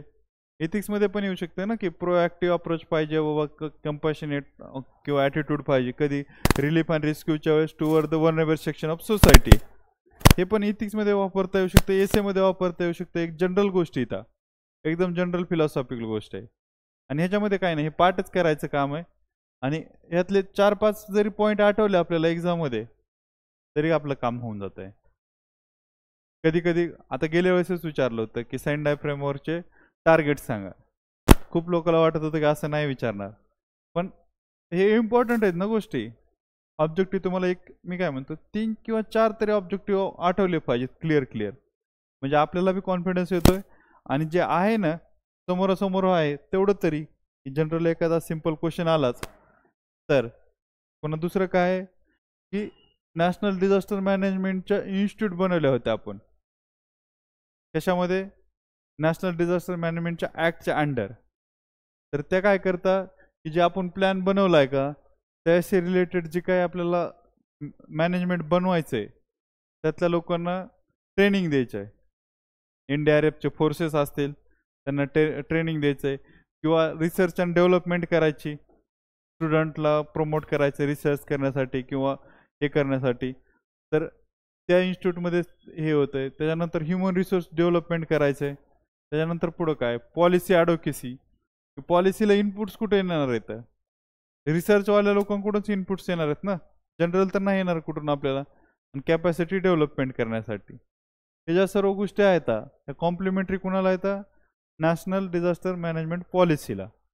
तर ही सर्व गोष्टी होतात नॅशनल डिझास्टर मॅनेजमेंट इन्स्टिट्यूटमध्ये. आणि याचं हेडक्वार्टर न्यू दिल्लीला आहे. न्यू दिल्लीला ह्या गोष्टी होत आहेत, तिथं सर्व शिकवलं जातं आपल्याला लॉंग टर्मसाठी. आता फोर्सेस पण आहेत, जी काही पॉलिसी बनवली ना त्याच्या अंडर आपल्याला ज्या काही गोष्टी करायच्या आहेत नॅशनल डिझास्टर मॅनेजमेंट ऍक्ट आणि प्लॅन, तर ते फोर्सेस बनवलेले आहेत. आता ह्या फोर्सेस वगैरे आपल्याला माहीत असतात, म्हणून थोडक्यात सांगतो की NDRFच्या फोर्सेस आपण नाव ऐकलेलं आहे. त्याच्यामध्ये फक्त एक जनरल आयडिया असावं की कोण कोण असते. 12 बटालियन असतात, त्यातल्या काही 3 BSFच्या असतात, 3 CISFच्या असतात, 2 CISFच्या असतात, 2 ITBPच्या असतात आणि CRPFच्या 3 असतात अशा, आणि SSBच्या 3 असतात, SSB अशा मिळून सर्व 12 होऊन जातात. तर वेगवेगळ्या, फक्त आपल्याला थोडी बहुत आयडिया असावं. हे काय तेवढं इम्पॉर्टंट नाही, एकदम हे फॅक्च्युअल गोष्टी. तर हे आपण ऐकतोय बी, थोडंसं जर इन्फॉर्मेशन असेल तर हे चांगलं आहे.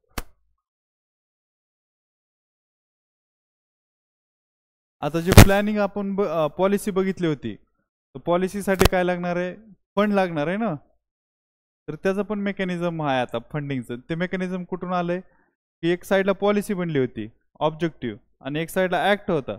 त्या ऍक्टमध्येच लिगल गोष्टी दिलेल्या जातात. हे पण तेवढं आतापर्यंत कधी विचारलं नाही UPSCनं, पण कदाचित जर विचारलंच तर आपल्याला माहीत असावं एक जनरल आयडिया काय काय आहे ते. तर 2005च्या अगोदर काय होतं माहिती आहे का, ऍक्टच नव्हतं ना तोपर्यंत. तर आपण एक कंटिंजन्सी फंड केला होता, नॅचरल डिझास्टर कंटिंजन्सी फंड. आणि तो फंडमध्ये काय व्हायचं की जे काही इम्पोर्ट होत आहे आपलं पेट्रोल केमिकल, त्याच्यावर ड्युटी लावली जायची, आणि त्या ड्युटीमधून जे पैसे येतील ते या फंडमध्ये टाकले जायचे. आणि मग त्या अगोदरच आपण रिॲक्टिव्ह अप्रोच होता, जर कुठे डिझास्टर झाला तर तिथं आपण हे द्यायचो. पण ऍक्ट आला का 2005ला, तर त्यांना सांगितलं की तुम्ही एक सेपरेट फंड बनवा, आणि त्या फंडमध्ये काय करा, तुम्ही स्पेशल हे करा, बजेटरी अलोकेशन करा. म्हणजे काय होईल की एक रेग्युलर तुमच्याकडे अवेलेबल फंड राहील. आणि त्याचे 2 फंड बनवले होते, नॅशनल डिझास्टर रिस्पॉन्स फंड आणि एक मिटिगेशन फंड. तर असे 2 फंड बनवले होते ना. रिस्पॉन्स फंड म्हणजे काय, रिस्पॉन्ससाठी वापरण्यासाठी, अर्ली वॉर्निंग सिस्टम हे करणं त्यावेळेस जे काय लागणार आहे, आणि मिटिगेशनसाठी. पण ते रिस्पॉन्स फंड होतं का, तेवढंच एकच फंड बनवला गेलं की मिटिगेशनसाठी वेगवेगळे प्रोग्राम चालले होते, की जसं की कोस्टल स्टॅबिलायझेशनचे जे काही मँग्रोवची जी स्कीम असेल, किंवा आपले वॉटर हार्वेस्टिंगसाठी असतील, ॲग्रो फॉरेस्ट्रीसाठी असतील, ह्या सर्व गोष्टीसाठी जे काही फंड येत होता, तो फंड आहे ना, तो ह्या 2 फंडमधून यायचा. आणि त्याच्यामुळं मिटिगेशन फंडची कधी गरज पडलीच नाही त्याला. तर मिटिगेशन फंड कधी इस्टॅब्लिश झालेलाच नाही. आणि आज पण डिझास्टर मॅनेजमेंटचं जे काही फंड येतो सगळं ह्या फंडमधूनच येतो, नॅशनल डिझास्टर रिस्पॉन्स फंड. यालाच नंतर मग पुन्हा आणखी थोडंसं कन्वर्ट केलं त्यांनी, natural disaster risk management fund. तो त्याचं काय आहे की जस्ट एक नंतर मॉडिफिकेशन आणि अमेंडमेंट झालेलं आहे त्याच्यामध्ये, त्याच्यात काही वेगळं झालेलं नाही. आणि ह्याचा रिस्पॉन्स फंड 80% रिस्पॉन्ससाठी वापरला जातो, आणि मिटिगेशनसाठी 20% वापरला जातो. हे एवढं काही इम्पॉर्टंट नाही, जर कदाचित कधी विचारलंच तर होऊ शकतं. आता काही चॅलेंजेस काय आहेत बाबा NDMAच्या ऍक्टमध्ये, की त्यानं कॅटेगरायझेशनच केलेलं नाही आहे कुठल्याच डिझास्टरचं, की क्लायमेटोलॉजिकल कोणतं आहे, मेट्रोलॉजिकल कोणतं आहे, हायड्रोलॉजिकल कोणतं आहे, असं काही क्लासिफिकेशनच नाही दिलेलं. त्यानंतर कोणाची रिस्पॉन्सिबिलिटी कोणती, कसं अगोदरच अलोकेट केलं असलं तर कसं during disaster rescue operation accountability हे करता येते ना आपल्याला, काय इस्टॅब्लिश करता येते की कोण ह्याला रिस्पॉन्सिबल होतं बाबा. पण जर रोलच डिफाईन नसेल कोणाचं काय, तर प्रत्येकजण एकमेकावर ढकलत राहतं फक्त की ह्याचा हा असेल त्यानं की ते करायला पाहिजे होतं. तो फायनल इफिशियन्सी कमी होते, इफेक्टिव्हनेस कमी होतो. मग हे 2 तर मेन झाले त्याचे. त्याच्यानंतर काय, कॅगला काय नोटिफाय झालं होतं माहिती, हे सेकंड ARC मध्ये सांगितलं किंवा तुम्ही कॅटेगरायझेशन नाही केलेलं तर कॅटेगरायझेशन करा. आणि सेकंड सांगितलं होतं की तुम्ही रिस्पॉन्सिबिलिटी पण फिक्स करा अगोदरच, आत्ताच फिक्स करा. मग ते होम मिनिस्ट्रीच्या अंडर आलं. त्यानंतर आपण नॅशनल डिझास्टर मॅनेजमेंट इन्स्टिट्यूट बनवले, नॅशनल डिझास्टर रेस्क्यू फोर्स बनवले, NDRFची फोर्स बनवली. या सर्व गोष्टी नंतर झाल्या. फंड बनवला की फंड कुठून, कोणता फंड कुठे यायला पाहिजे, त्याच्या रिस्पॉन्सिबिलिटी होत्या का सर्व, त्या इथं बनवल्या होत्या आपण. त्यानंतर काय झालं की कॅग काय म्हणलं की तुमची फंक्शनिंग स्लो आहे. ठीक आहे, फंक्शनिंग स्लो आहे, वॅकन्सी आहेत, प्रोजेक्ट इनकम्प्लीटच राहते. तर हे जे काय आहे कंट्रोल नाही आहे बाबा तुमचं, खालच्या जे काही इन्स्टिट्यूशन आहेत त्यांची अकाउंटेबिलिटी कोण हेल्ड करणार, की स्टेट डिझास्टर मॅनेजमेंट अथॉरिटीमध्ये कोण आहे, CM आहे. तर CMची अकाउंटेबिलिटी कशी तुम्ही इस्टॅब्लिश करणार, तर तो पण रोल प्रॉब्लेम आहे. आणि सगळ्यात मेन म्हणजे रोल एनजीओचा रोल रिकग्नाइज केला नाही. कुठल्याही डिझास्टरमध्ये तर second responder society, first responder society असते, त्याच्यानंतर एनजीओ येतं आणि त्यानंतर गव्हर्नमेंट पोहोचतं. पण त्यांचं कुठंच त्यांचं रिकग्निशन नाही आहे. तर त्यांना कुठं इन्क्लूड करायचं, त्यांच्याशी कसं कॉन्टॅक्ट इस्टॅब्लिश करायचं. अगोदर जर रोल आपण त्यांना असाइन केला अथवा त्यांना काहीतरी रिकग्निशन दिलं की ॲक्टमध्ये की ह्या स्टेजवरती आपण त्यांना इन्कल्केट करू, अथवा त्यांचे जे काही लोक असतील व्हॉलंटियर त्यांना ट्रेनिंग देऊ, तर त्यांची पण कॅपॅसिटी वाढेल ना. तर ह्या कुठल्याच गोष्टीचं ह्याच्यामध्ये हे झालेलं नाही. आणि एकदम हे जनरल आहे. जनरल आपल्याला जे आठवतं का ते लिहू शकताय. आणि ह्याच्यामुळे काय होतंय, अशा टॉपिक्सनं ना आपल्या एसेला, इथिक्सच्या गोष्टीला किंवा जनरल GS असतं, आपण जर कधी आपल्याला काहीच माहीत नसेल ना, तर आपल्याला ह्या आयडिया येऊन जातात. समजा कुठेच समजा काय दुसरा एखादा टॉपिक असेल की सिक्युरिटीचा, सिक्युरिटीमध्ये लक्ष येतं यार खरं इथं पण एनजीओचा रोल आहे. जर लोकांना जर कॉन्फिडन्स आला इंडियन डेमोक्रेसीवरती, तर नक्सलिझम होणार नाही, इन्सर्जन्सी होणार नाही ना. तर आपण त्यांचा रोल पण बाबा डिफाईन केला पाहिजे अथवा त्यांना सपोर्ट केला पाहिजे. इव्हन दुसरं जर आलं की वाईल्ड लाईफ कॉन्फ्लिक्ट आहे, ह्युमन वाईल्ड लाईफ कॉन्फ्लिक्ट, तर ह्या केसमध्ये पण एनजीओ खूप सारे हेल्प करतात. पण त्यांचा रोलच रिकॉग्नाइज नसतो ना. तर हा रोल आपल्याला रिकॉग्नाइज करता येऊ शकतो तिथं. तर असं काय करता येऊ शकतं एक.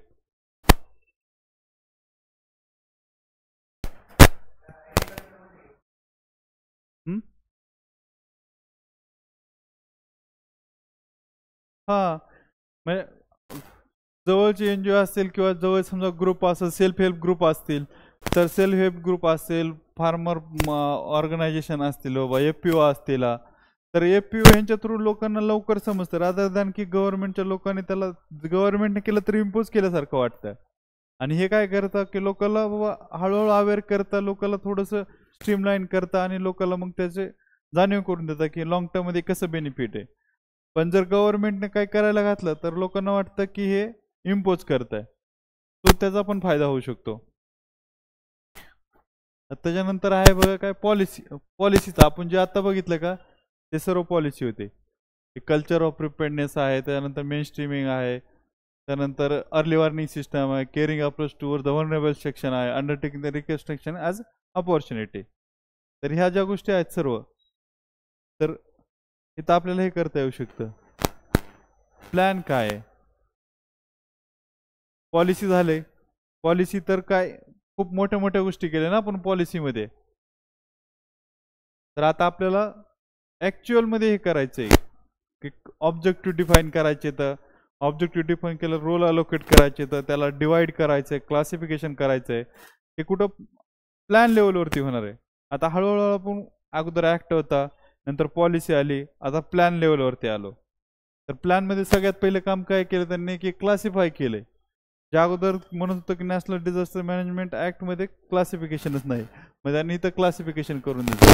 Jio physical disaster, hydrological disaster, meteorological disaster, climatological आणि बायोलॉजिकल डिझास्टर.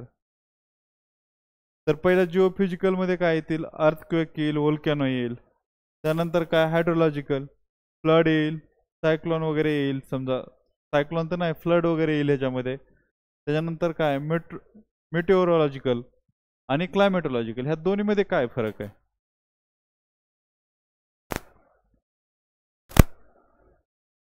एक जनरल आयडिया. मेट्रोलॉजिकल आणि क्लायमेटोलॉजिकल डिझास्टर, यात काय फरक आहे दोन्हीमध्ये, काय काय एक्झाम्पल काय असू शकते दोन्हीचे. ओके, राईट, एकदम एक्झॅक्ट. एक शॉर्ट टर्म आहे आणि एक लॉंग टर्म इम्पॅक्टवाला आहे.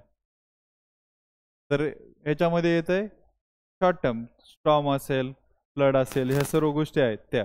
पण ह्याच्यामध्ये climate change, increasing sea level, ह्या ज्या गोष्टी आहेत तर ह्या लेवलवरती चालतात. आणि बायोलॉजिकल तर सिम्पल आहे. तर ह्याचे एक्झाम्पल थोडेसे वाटलं तर लिहून घ्या.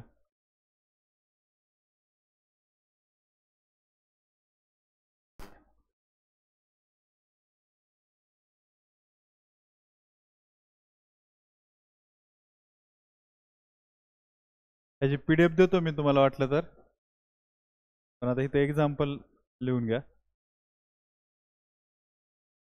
जिओफिजिकल साठी अर्थक्वेक लिहा, वोल्कॅनो लिहा.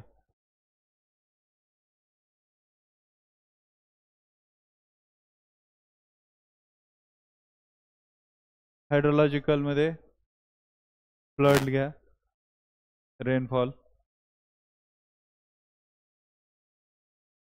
मेटेओरोलॉजिकल म्हणजे storm, cyclone.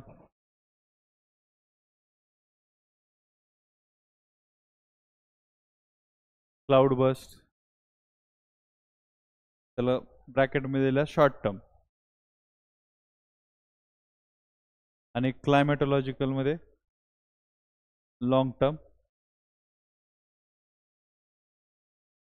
Rise in sea level, climate change. Biological मध्ये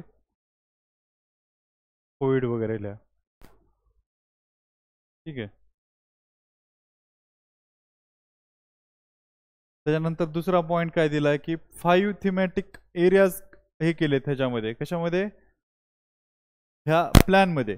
आता हे डिटेल मध्ये चाललंय, मग फक्त आपण फिलॉसॉफी सांगत होतो, आता हे मोर डिटेल मध्ये चाललंय. सेकंड पॉइंट आहे याच्यामध्ये थीमॅटिक एरियाज. सेंडाय मधले जे मी तुम्हाला लिहायला सांगितले होते प्रायोरिटीज, त्या पहिल्या 4 प्रायोरिटी घेतल्यात. फर्स्ट काय आहे की आपल्याला अंडरस्टँड करायची रिस्क. त्यानंतर की डिझास्टर मॅनेजमेंटचं जे गव्हर्नन्स आहे का ते स्ट्रेंथन करायचंय. थर्ड लेवलला काय करायचंय की आपल्याला मिटिगेशन करायचंय.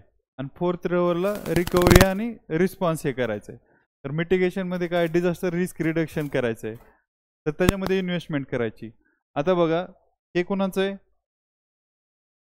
सेंडाय फ्रेमवर्क आहे ना. आणि 5व्या नंबरला कॅपॅसिटी बिल्डिंग. हे 5 पॉइंट आहेत त्याचे. तर मी तुम्हाला हे लिहून देतो टॉपिक ह्याचं सर्व. तर ह्याच्यामध्ये परत एक स्ट्रक्चर आणि ह्याच्यात फॉर्म्युला कसं आहे बघा. पहिलं ह्याच्यामधलं काय, थीमॅटिक एरियामध्ये पहिलं अंडरस्टँड द डिझास्टर. ठीक आहे. दुसरं काय, गव्हर्नन्सचा पार्ट आहे, strengthen the governance for disaster management. तर तिसरा काय आहे की रिस्क रिडक्शन आहे, रिस्क रिडक्शन. ठीक आहे. And mitigation.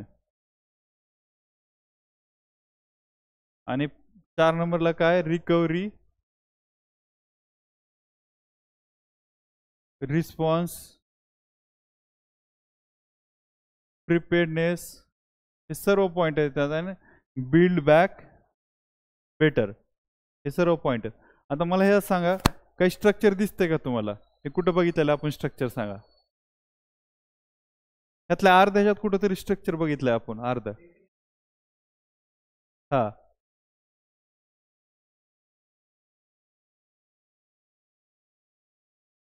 सायकल मध्ये आपण हे पॉइंट ना सगळे सायकल मध्ये बघितले. ही सायकलच एक्सप्लेन केली त्यांनी. आणि हे कधीच आहे?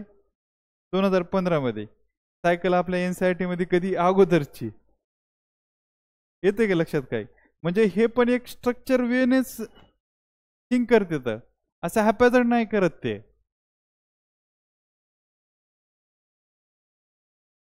बिल्ड बॅक बेटर, सँडाय मधला 4था पॉइंट. बिल्ड बॅक बेटर म्हणजे कुठे येतंय ते? पोस्ट डिझास्टर मध्ये येतंय ना, रिकव्हरी मध्ये, रिकन्स्ट्रक्शन मध्ये, रिस्पॉन्स मध्ये, सायकलच्या 3rd फेजमध्ये, पार्ट मध्ये. मिटिगेशन आणि हे कुठे येतंय? रिस्क रिडक्शन प्री डिझास्टर मध्ये येतंय. आणि हे रिस्पॉन्स कुठे येतंय? ड्युरिंग डिझास्टर येतंय. तर हे पूर्ण सायकल त्यांनी उचलून त्यात टाकली, त्यांनी काहीच नाही केलं एक्स्ट्राचं. म्हणजे सँडाय फ्रेमवर्क वाले जर एवढं जर सरळ सरळ उचलत असतील, एका स्ट्रक्चर मध्ये थॉट थिंकिंग जर करत असेल, आता नॅशनल इंटरनॅशनल लेवलवरचे म्हणजे आपले रिप्रेझेंटेटिव्ह असतील, अक्रॉस द वर्ल्ड लोक डिझाईन केलं असेल ना ते, तर मग आपण कशाला वेगळं, कशाला काय करायचं? आपण बी त्याच थॉट मध्ये जायचं. त्याच्या पलीकडे नाहीच ना काही. तर आपल्या तर काय, इनोव्हेशन करा, इनोव्हेशन करा, आणि एक पेज दिलं जातंय, लिहा म्हणून सांगितलं जातंय आन्सर. आता मी तुम्हाला लिहा म्हणलं असतं, आन्सर 2 मिनिटांमध्ये डिस्कस करून गेलो असतो, तर ही आयडिया आली असती का? आणि किती दिवस आन्सर लिहू द्या लोकांनी, किती आन्सर रायटिंग प्रॅक्टिस कर, जोपर्यंत करेक्ट आन्सर रायटिंग प्रॅक्टिस आणि करेक्ट कंटेंट नाही का, आणि ते तुम्हाला सगळे स्ट्रक्चर लक्षात येत नाहीत ना, तोपर्यंत आन्सर रायटिंगचा काहीही फायदा नाही आहे. तुमच्याकडे क्वालिटी कंटेंट हे पहिलं सगळ्यात बेसिक क्रायटेरिया आहे UPSC मध्ये. एमपीएससी, आता एमपीएससी डिस्क्रिप्टिव्ह होती सगळ्यात. मी तुम्हाला परिक्रमामध्ये सगळं दाखवतोय. परिक्रमामध्ये अशाला असं असतं इंट्रो, कन्क्लुजन आणि बॉडी आणि कन्क्लुजन. आणि तुम्ही पाहिल्यानंतर तुम्हाला आश्चर्य वाटेल की आपल्याला UPSCच्या बुकमध्ये पण एवढं भारी नसते, पण ते दिसलं पाहिजे. बघण्यासाठी तुम्हाला ही आयडिया लागते ना. आता ज्याला ही डेफिनेशन माहीत होती, ज्यानं डिझास्टर मॅनेजमेंट सायकलची व्यवस्थित अभ्यासली, त्यालाच दिसेल नाही, हे दुसऱ्याला दिसणार आहे का? आणि हे काय, हे सगळीकडे अवेलेबल आहे ना. आपल्या इतर लोकांना किती जणांना माहिती होतं की असं काही झालंय बाबा? मला नाही वाटत की जास्त लोकांना कोणाला आयडिया आली असेल म्हणून याची की इथून तिथपर्यंत पोहोचले. आणि हे कुठं होतंय माहिती आहे का? दिल्लीत होतंय. दिल्लीमध्ये लोक पैसे देतात, लोकांकडून करून घेतात, लोक मेहनत करतात. जे डिलिव्हर करायला लागलेत का ते पण लोक डिलिव्हर करतात व्यवस्थित, ते दाखवतात हे स्ट्रक्चर आहे इथं. आपण बघतो ना की फर्स्ट अटेम्प्ट मध्ये पास झाला, सेकंड अटेम्प्ट मध्ये पास झाला, त्याचं रिझनच हे. आता ह्याच्यानंतर मला सांग किती राहते आपल्याला अभ्यास करण्यासाठी? डिझास्टरच्या 5 पॉईंटच्या बाहेर तर काही चाललं नाही. जरी नॅशनल इंटरनॅशनल लेवलवरच्या गोष्टी बी तिथंच चालल्यात फिरू फिरू. वाला इश्यू आपला नॅशनल लेवलवरचा होता आणि सँडायफ्रेम इंटरनॅशनल लेवलवरचं होतं. पण कम्प्लीट हे एका स्ट्रक्चरमध्ये फिरतंय सगळं. तर हे दिल्ली मॉडेल आहे का? हेच दिल्ली मॉडेल आहे की तुम्हाला दाखवलं जातं तिथं. पैसे घेतात, ते बेशक पैसे घेतात. आणि त्यासाठी सारथी, बार्टी, महाज्योती जे आलंय का ते त्यासाठी झाले. 50,000 रुपये देत आहे, वेगळं काही नाही होत ना. त्याच्यामुळे लोक ना पैसे देऊन सगळ्या गोष्टी करून घेऊ लागलेल्या आहेत. आणि त्यासाठी आम्ही ठरवलं की पुण्यामध्ये असा प्रोग्राम लॉन्च करायचा. आता मी इथं बघितलं की सगळ्यांनी प्रिलिमच्या बॅच लॉन्च केल्यात. UPSCचे क्लास होते का, त्यांनी पण MPSCच्या प्रिलिमच्या बॅच लॉन्च केल्यात. म्हणजे UPSCच्या पोरांना सोडून दिलंय. आता UPSCचे पोरं जी काही प्रिलिम 6 महिन्यापासून करत होते डिसेंबरपासून, त्यांनी परत 4 महिने प्रिलिम करायची. असंच झालं ना. मी काय म्हणतोय, ठीक आहे ना, तुम्ही प्रिलिम करायची सगळ्याला, पण मेन्सची बी तयारी असली पाहिजे. आपण आत्ताच वाचलंय लक्ष्मीकांत, आता आपण आत्ताच जस्ट वाचलंय थोड्या दिवसापूर्वी. परत प्रिलिम करणं, मेन्सची तयारी काहीच न करणं, म्हणजे पोरांना वाऱ्यावरती सोडून दिल्यासारखे. सरळ सरळ 1-1.5 महिना मेन्सची तयारी करा. हो नाही, अनफॉर्च्युनेटली जर नाही झाली तरी पण 1-1.5 महिना 25 जुलैपर्यंत मेन्स, आणि तिथून पुढं 2 महिने राहतात कम्प्लीट. मग फोकस मेन्स प्रिलिमवरती. पण आतापर्यंत 4 महिने प्रिलिम केली, परत प्रिलिम करणं, आणि सगळ्या क्लासेसवाल्यांनी त्या दिवशीपासूनच MPSCच्या प्रिलिमचं हे केलं. म्हणजे मला काय सांगा, पण दिल्लीमध्ये तसं नाही झालं. शिवेननी बॅच टाकली, शिवेनचे स्मार्ट रायटिंगवाला कोर्स आलाय. मला सांगा ह्याच्यापेक्षा आणखी स्मार्टनेस काय असू शकतं रायटिंगमध्ये, जे मी आता सांगितलंय? आहे का काही स्मार्टनेस? एकदम सिंपल गोष्ट आहे ना, फक्त दाखवायचंय. MK आदोने पण बॅच चालू केली. मग दिल्लीतले पोरं जाणारच ना पुढं. त्यांना जर एवढं जर स्पून फिडिंग केली जात असेल, आणि पैसे दिल्यानंतर काय, तुम्हाला आपल्याला पण पैसे दिले जातात ना. माझं काय म्हणणं आहे की ठीक आहे, काही दिवस अगोदर होतं की यार मी गरीब आहे, माझ्याकडे नाही आहे, पण आता येत आहे आपल्याला सगळे. गव्हर्नमेंटला पण आयडिया आले की नाही, हे गायडन्स शिवाय होणं शक्य नाही आहे, याला टाईम लागतोय. एका माणसाची कॅपेबिलिटीचं बाहेरची गोष्ट आहे की एक माणूस इथिक्स समजून नाही घेऊ शकत. त्यासोबत सायन्स अँड टेक, त्यासोबत डिझास्टर, त्यासोबतच गव्हर्नन्स, त्यासोबतच हिस्ट्री, त्यासोबत लगेच जॉग्राफी, परत त्याला ऑप्शनल आहे, त्याला परत अरिस्टॉटल समजून घ्यायचं आहे. तर एका ह्युमन कॅपेबिलिटीच्या बाहेर आहे ते. मग तुम्ही आउटसोर्स करा गोष्टी, आणि मग आउटसोर्स करण्यासाठीच हे पैसे दिले जातात आपल्याला इन्व्हेस्टमेंट करण्यासाठी. तर मला वाटतं की क्वालिटेटिव्ह यूज जर झाला याचा तर फायदा होऊ शकतो. आणि आता काय आहे की आपल्या पोरांना काय झालं, दिल्लीमध्ये ऑफलाईन क्लास होतो आणि आपल्या लोकांना सांगितलं होतं की ऑनलाईन बघा. ऑनलाईन तर किती बी कंटेंट आहे ना, 200 रुपयामध्ये नेशन फर्स्ट वरती सगळ्या गोष्टी भेटतात, कोणताही क्लास भेटतोय. तो मला वाटतं की ऑफलाईन जर असेल, आणि त्याच्यामुळेच आम्ही इथं ऑफलाईन चालू केलेलं आहे मेन्सचं, तरी जेणेकरून किंवा सगळ्यालाच फायदा होईल लॉंग टर्म मध्ये. तर इथपर्यंत काय अडचण आहे? हे तर पॉईंट समजला ना. त्याच्यानंतर काय दिलं, टाइमलाईन दिली बाबा की किती वर्षाचं, म्हणजे डिटेलिंग चालू झालंय ना प्लॅनमध्ये, 5, 10, 15 वर्षाचं. चेकलिस्ट ऑफ ॲक्टिव्हिटीज की मॉक ड्रिल कधी करायची, अर्ली वॉर्निंग सिस्टम कशी बनवायची, ही चेकलिस्ट दिली सगळी. आणि त्याच्यानंतर काय केलं, रोल्स अँड रिस्पॉन्सिबिलिटी पण हायलाईट केले, ज्या की ॲक्टमध्ये केल्या नव्हत्या. म्हणजे ॲक्टमध्ये जे काही लॅकुना होते ते सगळे लॅकुना इथं भरून काढलेले आहेत त्यांनी. आणि इव्हन रोल ऑफ मीडिया पण त्यांनी डिफाईन केला. मीडियाने काय केलं पाहिजे की बाबा सेन्सिबल राहून जे फॅक्च्युअल न्यूज आहे, फॅक्ट्स आहेत त्या समोर आणल्या पाहिजे. सेन्सिटायझेशन ऑफ न्यूज केलं नाही पाहिजे, पॅनिक क्रिएट नाही केलं पाहिजे. तर इथिकल गाईडलाईन्स दिलेल्या आहेत ह्याच्यामध्ये, इथिकल गाईडलाईन्स मीडियासाठी. तर ह्या कुठे दिल्यात, प्लॅनमध्ये दिल्या. तर आता आपण हे एवढं जरी आपल्याला कंटेंट माहीत असेल तर ह्याचा कुठं पण वापर करता येऊ शकतो ना दुसरीकडे पण. एकदम सिंपल एक्स्ट्रापोलेट आपण कुठंपर्यंत पण करू शकतो. तिकडलं इकडं करता येईल, इकडलं तिकडं करता येईल, काहीच प्रॉब्लेम नाही. याला एस मध्ये पण वापरता येईल की ड्युरिंग डिझास्टर की बाबा इथिकली कसं हे केलं पाहिजे, रोल मीडियाने हे केलं पाहिजे, बिहेव केलं पाहिजे, आता रिपोर्टिंग कशी झाली पाहिजे, या सर्व गोष्टी आपल्याला इथून कळू शकतात. ह्याच्यानंतर आपण ह्याच्यात इथिक्समध्ये पण लिहिलं तरी जमतंय. इव्हन GS1 मध्ये सोसायटीमध्ये लिहिता येऊ शकतंय की बाबा वल्नरेबल सेक्शनला की बाबा साईन लँग्वेज वापरून कसं मदत करता येऊ शकते. म्हणजे कुणीकडे फिरवतोय तर आहे कंटेंट सगळं, काहीच प्रॉब्लेम नाही आहे त्याचा. तो फक्त कसं दाखवलं पाहिजे कुणी. आता ह्यात काहीच अवघड नसतंय, फक्त ते आपल्याला लक्षात आलं पाहिजे, बघितलं पाहिजे.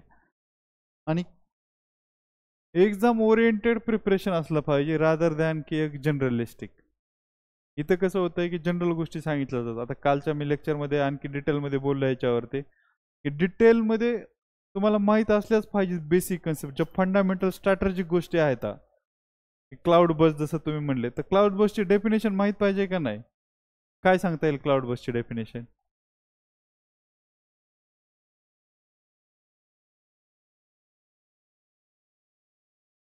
Large amount of rain in small area in limited time.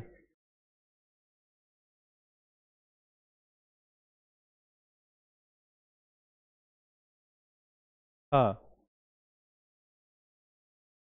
पण ही ऑन द स्पॉट की तर हा हा हे पण तुम्ही ऑन द स्पॉट बनवली.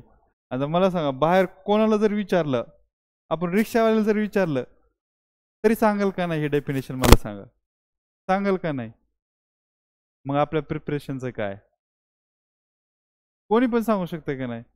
आता मी तुम्हालाच डेफिनेशन सांगतो, तुम्ही त्याच्यानंतर त्या डेफिनेशनकडे, तुमच्या डेफिनेशनकडे बघा की क्लाउड बसची डेफिनेशन काय. 10 centimetre rainfall in per hour in 10 by 10 square kilometre area, त्याला म्हणायचं क्लाउड बस्ट. एका तासामध्ये 10 सेंटीमीटर रेनफॉल जर झाला 10 by 10 स्क्वेअर किलोमीटरच्या एरियामध्ये, तर त्याला क्लाउड बस्ट म्हणायचं. आता तुमच्या डेफिनेशनकडे बघा, आहे का नाही हे सायंटिफिक? सब्जेक्टिव्ह तर लिहू शकता. मग काय होतंय की 20 क्वेश्चन लिहिल्यानंतर 60 मार्क येतात GS1 ला, येतात का नाही? GS3 मध्ये तर 50 पर्यंत बी जाते, त्याचे मार्क्स कमी येतात. तर हे सायन्स आहे. ह्या ज्या गोष्टी आहेत का जनरल डेफिनेशन तुम्ही सांगितलेलं, मी सांगतो कोण पण सांगेल, कोण पण सांगेल, ज्यांना नुसतं क्लाउड बस कधी ऐकले नाव ते पण सांगेल, सांगेल का नाही? तर मग आपण अभ्यास करतोय तर म्हणजे आपल्याकडे स्पेसिफिक आणि हे भेटतंय, हे अवेलेबल आहे, बिलकुल अवेलेबल आहे. 200 रुपयामध्ये नेशन फर्स्टवरती कुठला बी क्लास घेतला का, पण एवढं कंटेंट आहे, आपण काय काय बघणार आहे? आणि प्रिसाइज आणि क्रिस्प मॅनरमध्ये कुठंच नाही दिलेलं. ते आहेत दिल्लीमधले क्लासेस आहेत का, MK यादव तुम्ही नाव ऐकलंय, शिवेन चौधरीचं नाव ऐकलेलं आहे, त्यानंतर फोरमचा क्लास आहे, विजनचा क्लास आहे, नेक्स्ट IS मध्ये असे बॅच चालतात. आणि हे लोक सांगता एवढं क्रिस्टल क्लिअर. आता क्लाउड बेसचा किती अवघड क्वेश्चन होतं ना. मग आता तर बाकी सगळे जनरल लिहिणार आहेत, इथून पुढे सगळ्या जनरल गोष्टी चालू झाल्या. वरीच जर असं जनरल लिहिलं तर नाही जमणार ना. कम से कम आपण तरी थोडंसं तयारी करतो तर आपण थोडंसं स्पेसिफिक असलं पाहिजे. आणि ह्या गोष्टी ऑनलाईनवरून होत नाही. आता जे ऑनलाईन क्लास आपल्याकडे डंप केले जाते ना अचानक, आपण बघत नाही, डिसिप्लिन राहत नाही, आणि ते क्रिस्प पण नाही येतं. मी बघितलं की ते क्रिस्प पण नाही येतं, ते लय हॅपॅझर्ड येतं. एकदाच येऊन पडतं तर आपल्याला समजत बी नाही की त्याचे सिक्वेन्स काय पाहिजे. पण जर तुम्हाला इथं ऑफलाईन अवेलेबल असेल तर त्याचा जास्त फायदा होतोय, लॉंग टर्म आहे सर्व गोष्टी. आता मी व्यवस्थित डिक्टेट पण केलं असतं, त्याचं पण मी आज तुम्हाला संध्याकाळी ना त्याची PDF देतो, कारण डिक्टेट करण्यात टाइम जातो. तो हे व्यवस्थित सांगता येऊ शकतं आणखी गोष्टी आपल्याला. तर ह्याच्यामध्ये काय आतापर्यंतचा अडचण?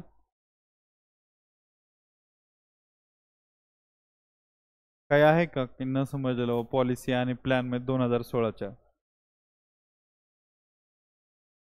फक्त स्ट्रक्चर लक्षात घ्या, रादर दॅन की सर्व गोष्टी. खूप सारं कंटेंट तर लक्षात राहू शकत नाहीये, कमीच कंटेंट लक्षात राहू शकतं. आणि ते हे जे स्ट्रक्चर आहे का याच्यानंतर एकदम सोपं जातंय ना गोष्टी सगळ्या, आपल्याला काही एवढं अडचणीच्या गोष्टी येत नाही.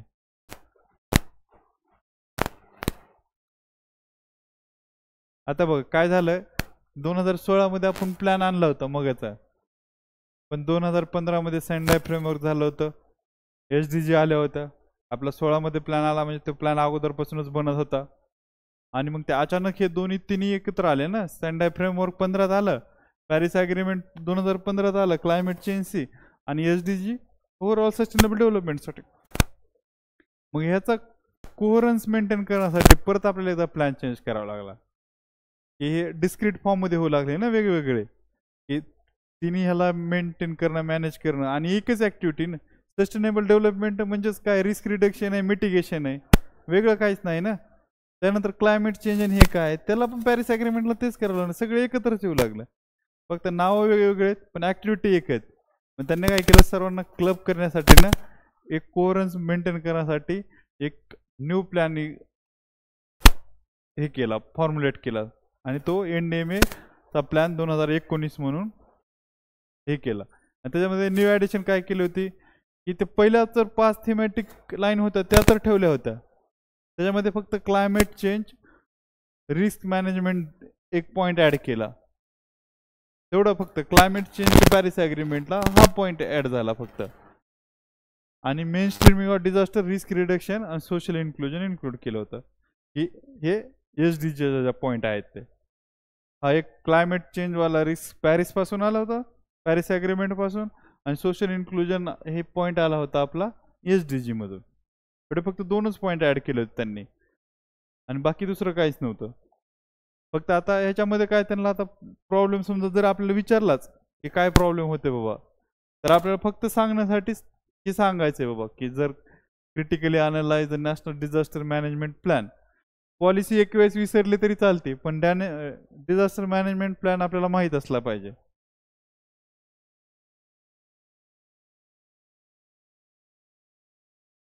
ठीक आहे, की क्रिटिक्स समजा कधी विचारलं चॅलेंजेस, आणि आपल्याला समजा पेजेसच भरणं झाले, तर काहीतरी करायचंय बाबा त्यासोबत, की आपण पहिला 16चा पण लिहिला, 19चा पण लिहिला शॉर्टमध्ये, आणि आपल्याकडं स्पेस बी शिल्लक आहे, आणि क्वेश्चन पण 15 मार्क्सचं आहे. तर मग चॅलेंजेस लिहायचे, तर त्याचे क्रिटिक्स काय आहे, किंवा एक जनरलिस्टिक सांगितलेल्या गोष्टी, की मेट्रोलॉजिकल आहे, हायड्रोलॉजिकल आहे, एक जनरल सांगितलं, अर्ली वॉर्निंग सिस्टम इस्टॅब्लिश करायची सांगितली, पण पर्टिक्युलर काहीच सांगितलं नाही. तर अर्ली वॉर्निंग सिस्टम सांगून मॉक ड्रिल घे म्हणून जनरल सांगून दिलं, बाकी काहीच नाही केलं त्याच्यामध्ये.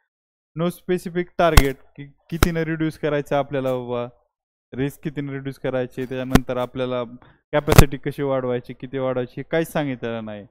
आणि मेकॅनिझम फॉर इव्होल्युशन, त्याचं काय असेसमेंट अनालिसिस करायचं आहे त्या प्लॅनचं, की कसा एक्झिक्युटिव्ह व्हायला लागला आहे, त्याच्याबद्दल पण काहीच आयडिया नाही. तर हे 3 पॉईंट आहे त्याच्यामध्ये आपण इन्क्लूड करू शकतो क्रिटिसिझममध्ये.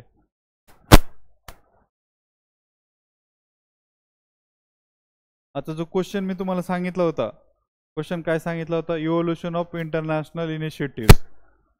तर ह्याचं इव्होल्युशनच असं झालं होतं, एकोमा कॉन्फरन्स होती, त्याच्यानंतर ह्युगो आणि सँडाय, या 3 फेजमध्ये. तर अगोदर काय होतं, ह्याच्या अगोदर खूप अगोदर, की गॉडच विल होती, गॉड ग्रेस डिझास्टर झाला होता. आता आपण काहीच नाही करू शकत त्याचं, ठीक आहे, गॉडला वाटत होतं की एवढे लोक एक्स्ट्रा झाले तर, आणि गॉडची इच्छा होती किंवा गॉडची विश होती तो. पण हे खूप अगोदर, म्हणजे मेडिवल टाइमच्या आसपास मी म्हणू शकता, की झालं तर डिझास्टर होऊन जाऊ द्या. पण नंतर काय होऊ लागलं, की लोकांना लक्षात येऊ, की रिकग्नाइज तर केलं लोकांनी, किंवा डिझास्टर होत आहे, डिझास्टर हे मॅनमेड पण असू शकतं. तर हे जे होतं का रिकग्निशन, ते फार इम्पॉर्टंट पॉईंट होता तेव्हाचा. जसं मी सांगितलं की किल्लारीचा भूकंप झाला, त्याच्यानंतर मला वाटतंय ह्याच टायमामध्ये न्यूक्लिअर डिझास्टर पण झाला होता चर्नोबाईलमध्ये. काय त्याची काय डेट आहे अशीच आहे वाटतं कुठेतरी. एक तर ह्याच्या अगोदर असेल किंवा ह्याच्या अगोदर असेल, युक्रेन मधलाच. आणि मग 11 मध्ये तर फिकुशिमाचा होता जपान मधला. तर हे जे काही डिझास्टर होते मॅनमेड डिझास्टर आहेत ना.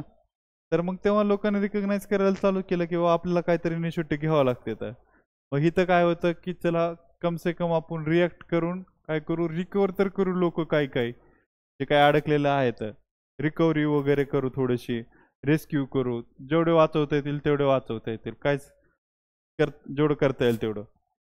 आणि त्याच्यामध्ये काही लोकांनी काही कंट्रीने प्लॅन बनवले, काहींनी नाही बनवले. इंटरनॅशनल कॉपरेशन करायचं ठरलं की आता आपण सगळेजण मिळून काहीतरी करू. तर हे योकोहामामध्ये त्या कॉन्फरन्समध्ये पण वापस जाऊन कोणी काही जास्त काय ॲक्शन घेतलेले नाही आहेत. मग ते 2004च्या सुनामीमध्ये सगळ्या लक्षात आलं की आता जास्त इंटेन्सिटी आणि फ्रिक्वेन्सी वाढू लागलेली आहे. आता आपल्याला काहीतरी केलं पाहिजे की आता काय करावं लागणार आहे आपल्याला की लॉसेस तरी कमी केले पाहिजेत. आता आपण एकदम इंटरनॅशनल कॉपरेशन वाढवून रिसर्च अँड R&D करून हे करून हिथं ठरलं.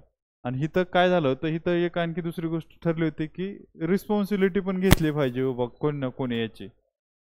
आपण कोऑर्डिनेशन करून रिकव्हरी करायची, लॉसेस कमी करायची. तर ह्या कॉन्फरन्समध्ये मग इथून पुन्हा मग डिझास्टर मॅनेजमेंट ॲक्ट आला, आपला प्लॅन आले सगळे. म्हणजे बाकीच्या कंट्रीमध्ये बी सेम झालं, अर्ली वॉर्निंग सिस्टम इस्टॅब्लिश केल्या गेल्या. तर ह्या स्टेजवरती आणि मग त्याच्यानंतर 10 वर्षांनी भेटायचं ठरलं होतं. तर मग 2015मध्ये सेंडाय फ्रेमवर्क आले. आणि मग इथंच चालू झालं होतं की प्रोॲक्टिव्ह करायला चालू होतं. इथंच रिस्क रिडक्शनला पण सुरुवात झाली होती थोडी थोडी. इथं अगोदर फक्त रिकव्हरी होती, पण इथं मिटिगेशन वगैरेला पण चालू झालं होतं. रिस्क कमी करायचं ठरलं होतं इथं. आणि इथं थोडंसं रिॲक्टिव्ह टू प्रोॲक्टिव्ह होतं, तर स्पीड आली होती थोडीशी. आणि 2015मध्ये तर ठरलं की बाबा आता ही स्टेटचीच रिस्पॉन्सिबिलिटी आहे डिझास्टर पासून वाचवणं लोकाला. तर जसं की आत्ता त्या एक 2023 मधली केस आहे सुप्रीम कोर्टची की सांगितलं होतं की एन्व्हायरमेंटल लॉसेस पासून प्रोटेक्शन करणं हे बाबा स्टेटचं काम आहे, नाहीतर ते फंडामेंटल राईटचं व्हायोलेशन असेल 21 आणि 15चं. 14 आणि 21 असं दोन, 14 आणि 21चं सांगितलं. तर हे कुठून आलं होतं, हे सेंडाय फ्रेमवर्कमधून आलं होतं. सेंडाय फ्रेमवर्कमध्ये सांगितलं होतं state has primary responsibility to protect the people from the impact of disaster. त्यानंतर काय की स्टेटची रिस्पॉन्सिबिलिटी आहे, पण त्याच्यासोबत थोडंसं शेअर पण केलं पाहिजे प्रायव्हेटसोबत आणि NGO सोबत थोडासा रोल. त्याच्यानंतर पुढचा काय पॉईंट होता की नॉन बाइंडिंग ॲग्रीमेंट होतं 15 ते 30 वाला आहे ते. आणि त्याच्यानंतर मग त्याच्यातले टार्गेट्स होते आणि प्रायोरिटीज होत्या. आता गेल्या वर्षी टार्गेट्स विचारले, 7 टार्गेट्स होते. कोणाला आहे आयडिया काही? एकदम फॅक्च्युअल गोष्टी होत्या, एकदम सरळ सरळ सिंपल सिंपल गोष्टी विचारलेल्या होत्या. काय सांगता येईल? त्याच्यानंतर डायरेक्ट आपण हे सेंडाय फ्रेमवर्कच बघू आणि आपण थांबू आजचं इथं. कारण इथं संपलं की इंटरनॅशनल रिलेशन संपून जातात, म्हणजे इंटरनॅशनल इनिशिएटिव्ह. फक्त काय राहतंय शिल्लक आपल्याकडं की इंडिव्हिज्युअल डिझास्टर राहतात. कालचा व्हिडिओ मी तुम्हाला पाठवतो, कालचा व्हिडिओ बघून घ्या, मग तुम्हाला इथली सगळी आयडिया येऊन जाईल. या सर्व गोष्ट आहेत का काल सगळं झालं डिस्कस. फक्त आता आपण काय करू की टार्गेट्स आणि प्रायोरिटीज. आता प्रायोरिटीज तर मी आत्ताच सांगितलं होतं तुम्हाला, आपण पाठीमागे बघितलं 4 प्रायोरिटीज होत्या आपल्या नॅशनल डिझास्टर मॅनेजमेंट प्लॅन 2016 मध्ये ॲड केलेला. तर आता मी तुम्हाला एक्झॅक्ट वाचून दाखवतो की काय वाटलं तर लिहून घ्या, म्हणजे कसं एकदम व्यवस्थित होऊन जाईल. कारण ऑलरेडी आपण डिस्कस केलेत त्या. आणि सिम्पल आहे, 10 लाईन येतात, 10 लाईनमध्ये सगळं संपून जात आहे. फर्स्ट सेंड आहे प्रायोरिटीज काय होती, अंडरस्टँडिंग द डिझास्टर रिस्क. पहिली रिस्क तर अंडरस्टँड करावं लागेल की किती आहे किती नाही, मग त्याच्यानुसार ॲक्शन घेतली जाईल. दुसरं काय पॉईंट आहे, strengthening the disaster risk governance to manage disaster risk. strengthening disaster risk governance to manage the disaster risk.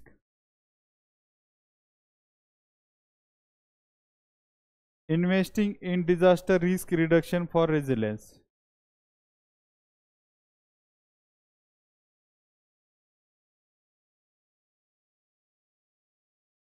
Investing in disaster risk reduction for resilience. And fourth point आहे enhancing disaster preparedness. Enhancing disaster preparedness for effective response.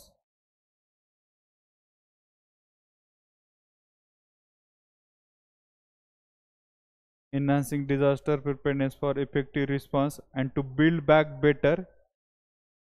And to build back better. Rehabilitation and reconstruction. पूर्ण cycle सांगितली त्यांनी, काहीच नाही सांगितलं त्यामध्ये. To build back better, rehabilitation and reconstruction.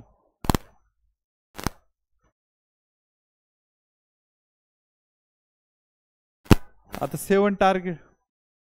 To build back better, rehabilitation and reconstruction.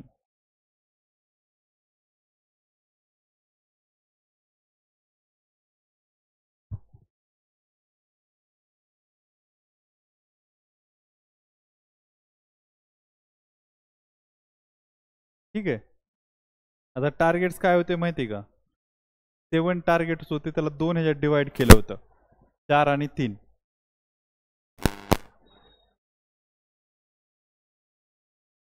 तर पहिल्यात काय करायचं होतं माहिती का? काय कोण सांगू शकतं बरं काय असू शकतंय? टार्गेट्स काय असू शकतात? डेफिनेशन नुसार disruption in the functioning of society which causes widespread losses which are beyond the capacity.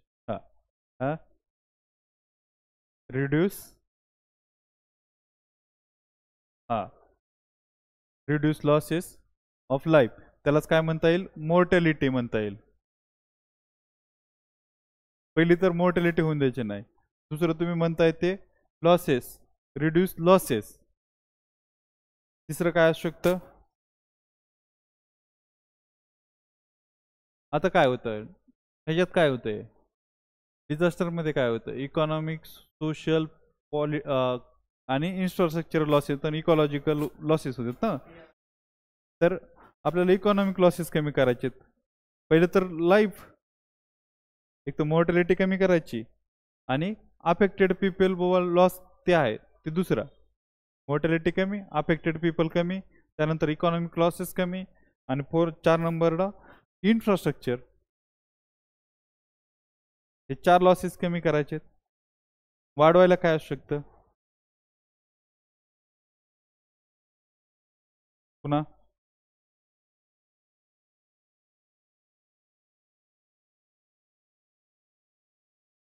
Yes, बरोबर आहे, एक्झॅक्ट तेच आहे. कॅपॅसिटी बिल्डिंग म्हणजे काय? तुम्हाला काय करायचं? Availability in access to multi headed early warning system. Capacity काय? अर्ली वॉर्निंग सिस्टम म्हणजेच कॅपॅसिटी. स्ट्रक्चरमध्येच आहे बघा सर्व. दुसरं काय करायचं आहे? इंटरनॅशनल कोऑपरेशन वाढवायचं आहे. Second, and countries with national or local disaster risk reduction strategies.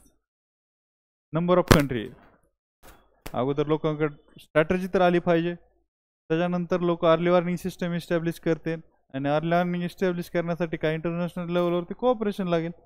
तर एवढं सिंपल. आणि हेच विचारलं होतं गेल्या वर्षी. एवढे 7 पॉईंट होते, आणि लोकांना वाटत होतं की असं नाही विचारत. काय विचारता मग? काय कुठून हवेतून गोष्टी येणार का की large amount of rainfall in small area in limited time? मग ह्याला तर काय मिनिंग नाही ना. आता हे 7 टार्गेट जर आपल्याला सायकल माहीत असेल तर आता विसरणार आहेत का मला सांगा? परत एकदा सांगा बघा. पहिलं काय होतं? मॉर्टॅलिटी कमी करणे. दुसऱ्या नंबरला अफेक्टेड पीपल कमी करायचंय. तिसऱ्या नंबरला काय करायचंय? इन्फ्रास्ट्रक्चरचे लॉसेस कमी करायचे. आणि चौथ्या नंबरला काय होतं? Economic losses. झालं की सिंपल, जे की डेफिनेशन मध्येच होतं. वाढवायचं काय? कॅपॅसिटी. कॅपॅसिटी कशी वाढवायची? की अर्ली वॉर्निंग सिस्टम आपल्याला इस्टॅब्लिश करायची. पुन्हा काय की स्ट्रॅटजीची जी काही नंबर ऑफ स्ट्रॅटजी आहेत, कंट्री आहेत, त्यांनी स्वतः प्लॅन बनवला. आपल्या इंडियाला पण सँडाय फ्रेमवर्क मध्ये आपण प्लॅन आणला होता प्रेशर मध्ये बदलून 1916च्या नंतर. तर हे काय होतं, सँडायचंच होतं ना की स्ट्रॅटजी बनवा अगोदर डिझास्टर रिस्क रिडक्शनसाठी. सँडाय फ्रेमवर्क तर काय डिझास्टर रिस्क रिडक्शन मेन मोठं आहे त्यांचं. त्याच्यानंतर आपल्याला प्रिपेअरनेस करायचे, त्याच्यानंतर रेस्क्यू करायचे, ह्या सगळ्या गोष्टी आहेत त्या. आणि लास्टला काय इंटरनॅशनल कोऑपरेशन, हे तर कुठं पण येतं. पण हे जसं 10 मार्क्सला विचारलं होतं. आता ज्याला एक्झॅक्ट माहित होतं त्यासाठी किती सोपा क्वेश्चन होता. ज्याला नाही माहिती त्याला मग काय आन्सर रायटिंगच एकच पर्याय आहे. मग जायचं पेजेस घ्यायचे आणि लिहित बसायचं काहीतरी आपलं. मी तर ह्याला म्हणाल की केवळ केवळ गदावर काय ते. जर माहीत नसेल तर किती बी वेळेस जर क्लाउड बसची डेफिनेशन नाही माहिती, किती बी वर्ष तुम्ही प्रॅक्टिस केली तर काय मतलब आहे मला सांगा. आणि दोनदा क्वेश्चन येऊन गेला, एकदा नाही. 2022ला बी क्लाउड बसचा क्वेश्चन आला, 2024 मध्ये बी क्वेश्चन रिपीट झाला. म्हणजे मी तुम्हाला पर्टिक्युलरली नाही म्हणत, मी जनरल सांगतो काय केलं कुठे बी बघा ना. आता काय सगळीकडे चालू आहे की daily answer writing, daily answer writing. काय काय त्याच्यामध्ये काय असतं, आन्सर चेक केल्यानंतर काय असतं, गुड इंट्रो, बॅड कन्क्लुजन आणि गुड पॉइंट्स. ह्यानं काय होतंय मला सांगा ना. आपला किती एनर्जी जाते, आपलं किती वेस्ट होतं मला सांगा. डिझास्टर मॅनेजमेंट आता मी जसं सांगितलं, आता तुम्ही कालचा व्हिडिओ बघितला असताना तर तुमच्या लक्षात येईल की 3-3, 2-2 मेन्स दिलेल्या लोकांना पण सर्व कन्सेप्टची आयडिया नव्हती. त्यांनी काय आन्सर रायटिंग केली, त्यांनी केली खूप आन्सर रायटिंग केली, रोज 2-2 तास केली. मी काय म्हणतो आन्सर रायटिंग बिलकुल करायची, राईट स्ट्रॅटर्जीने करायची. मेहनत करायची पण राईट करायची, नाहीतर वेस्टेज आहे तिचं, काय कन्क्लुजन जातच नाही ना. Right practice is more important rather than की जस्ट प्रॅक्टिस. नेमसेकसाठी केलं तर काहीच फायदा नाही ना. आणि काय मेन्सचा सिलेबस ना स्टार्टिंग आणि एंड पॉईंट आहे. आता इथं बघा, इथं डायरेक्ट संपून जातो सिलेबस आपला.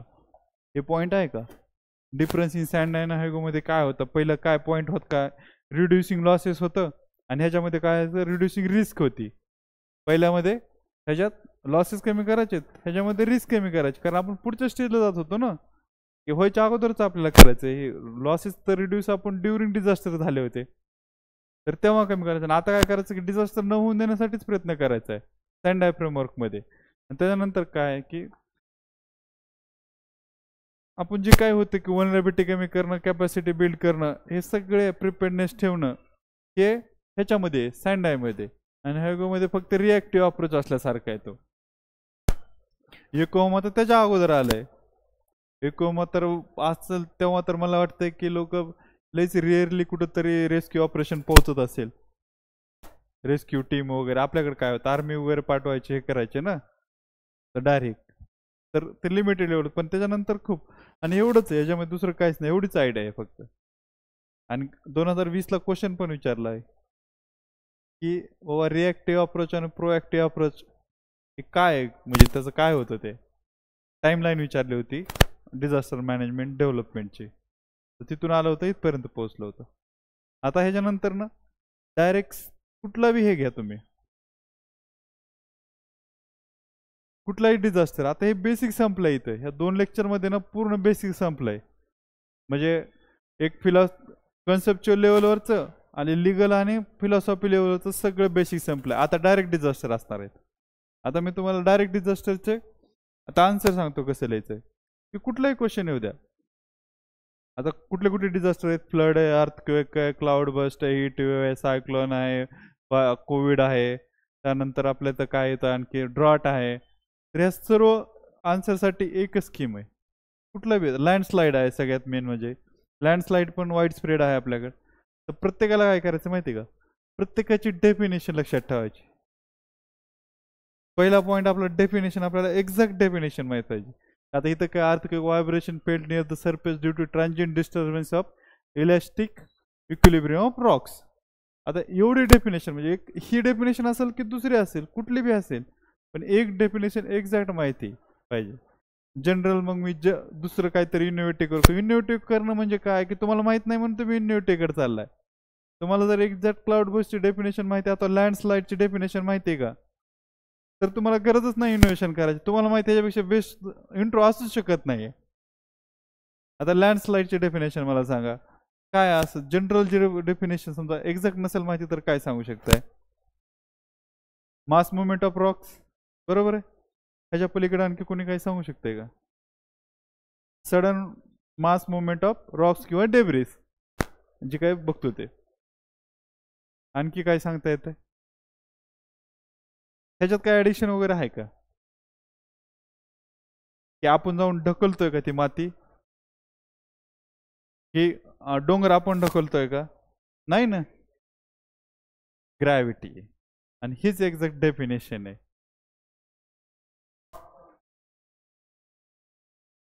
Under the force of gravity. Gravity झालं. हा, मग पुन्हा बाकीचे जे आहे ते का व्हायला लागलंय? ग्रॅव्हिटीने व्हायला लागलंय. कोणी काही ढकलत नाही, त्याला काहीच नाही. म्हणजे एवढी कन्सेप्ट जर माहीत असेल, हे समजा बाकीचं लिहिलं की sudden movement of large amount of huge amount of Roxx, आणि त्याला कुणी एखाद्यानं जर under the influence of gravity जर असेल तर फरक पडतोय का नाही? आणि हेच सायन्स आहे. आम्ही जे science and art of writing जे म्हटलंय का, ते ह्याला म्हटलंय. मग बाकीचं मग इनोव्हेशन, मग न्यूज लिहितो, कुठली तरी इंट्रो करतो, ते क्लिअर कळून येतंय. आणि त्यांना माहिती आहे की हेच काय चाललंय. हे ना 17 क्वेश्चन पर्यंत हा थापाच मारतोय, आणि आता पण एक थाप मारली आहे ना आपल्याला. एवढं तर न समजणं एवढं तर नाही ना. बरं, का आपण एवढी मेहनत करतोय ना, मी काय म्हणतोय, आपण दिवस रात्र लिहायची मेहनत करतोय. किती वेळेस तरी आपण लँडस्लाईड लिहिलेलं आहे ना. कधी आपल्या लक्षात आलंय का की हे पॉईंट किती? आता मला सांगा, आता तुम्हाला झोपेतून जरी उठवलं तर आता विसरणार आहे का हे डेफिनेशन? कधीच नाही विसरणार, कारण क्लिअर आहेत त्या गोष्टी, त्याचं बॅकग्राऊंड काय आहे ते. आणि एवढंच आहे. आता लँडस्लाईडमध्ये काहीच राहत नाही. वरती डेफिनेशन लँडस्लाईडची, कॉजेस अर्थक्वेकचे असू द्या की लँडस्लाईडचे असू द्या. अर्थक्वेकचे काय 2 टाईपचे कॉजेस असतात, नॅचरल कॉजेस आणि अँथ्रोपोजेनिक. लँडस्लाईडचे नॅचरल कॉजेस काय आहेत? किंवा अर्थक्वेक झाला, वोल्कॅनो झालं, किंवा काही डिस्टर्बन्स आले तर. दुसरं काय आहे की ब्लास्टिंग आहे, कन्स्ट्रक्शन आहे. अर्थक्वेकमध्ये बी तसंच आहे की नॅचरली एकतर प्लेट टेक्टॉनिकमुळे होईल, किंवा दुसरं की न्यूक्लिअर ब्लास्ट असेल, किंवा अर्थक्वेक हे डॅम इंड्युस्ड किंवा डॅम इंड्युस्ड अर्थक्वेक असेल. जर ह्या गोष्टी आहेत की कॉजेस काय नॅचरल, आणि हे आपल्याला माहिती आहेत ना. फक्त याला काय करायचं, नॅचरल कॉजेस आणि अँथ्रोपोजेनिक कॉजेस. इथपर्यंत आलं. तर प्रत्येकाच्या गाईडलाईन दिलेल्या आहेत. कुठं? NDMA मध्ये. NDMA जे प्लॅनिंग बनलंय का, पॉलिसी बनली, गाईडलाईन आल्यात का, त्याच्यात प्रत्येकाच्या गाईडलाईन दिलेल्या आहेत इंडिव्हिज्युअल. आणि ते एकदम सिम्पल असतात. NDMAच्या अर्थक्वेकसाठी काय करायचं आहे की डिझास्टर अर्थक्वेक रेझिलियंट बिल्डिंग बनवायची, अर्ली वॉर्निंग सिस्टम इस्टॅब्लिश करायची, त्यानंतर R&D करायची. एकदम साध्या साध्या सिंपल गोष्टी असतात. एज्युकेशन द्यायचा, झोनिंग करायची, हजार्ड झोनिंग. जसं की फ्लड वगैरे असेल तर झोनेशन झालं तर मग माणूस तिथं जाणार नाही ना. तर ह्या गोष्टीत त्या कुठं आल्या? तर नॅचरल अँथ्रोपोजेनिक इथपर्यंत आपण पोहोचलो. आणि त्याच्या ह्याच्यात आणखी एक काय ॲड करता यायचं मेन, की रिजन अफेक्टेड. ही डेफिनेशन झाली का की कॉजेसच्या वरती हे जरा खाली आलंय. पण रिजन म्हणजे कुठला एरिया अफेक्टेड आहे. अर्थक्वेकनं कुठला रिजन अफेक्टेड जास्त, की नॉर्थ ईस्टचा आहे आणि हिमालयन रिजन आहे, हे आपल्याला माहिती. किंवा कच्छचं रिजन असेल, हे माहिती आहे ना आपल्याला. एकदम सिंपल आहे, ह्यात काहीच नाही ना. फक्त आपल्याला स्ट्रक्चर माहीत पाहिजे. लँडस्लाईड कुठं होती? वेस्टर्न घाटमध्ये होती, किंवा हिमालयात होती, किंवा नॉर्थ ईस्टमध्ये होती, किंवा आपल्या मधल्या एरियामध्ये होती, जिथं जिथं हे आहेत हिली टेरेन आहे, तिथं तिथं ते प्रोन आहेत वनरेबिलिटी. तर हे रिजन दाखवायचे फक्त आपल्याला इंडियाच्या मॅपवरती. साधा इंडियाचा मॅप काढायचा एकदम सिंपलवाला असा.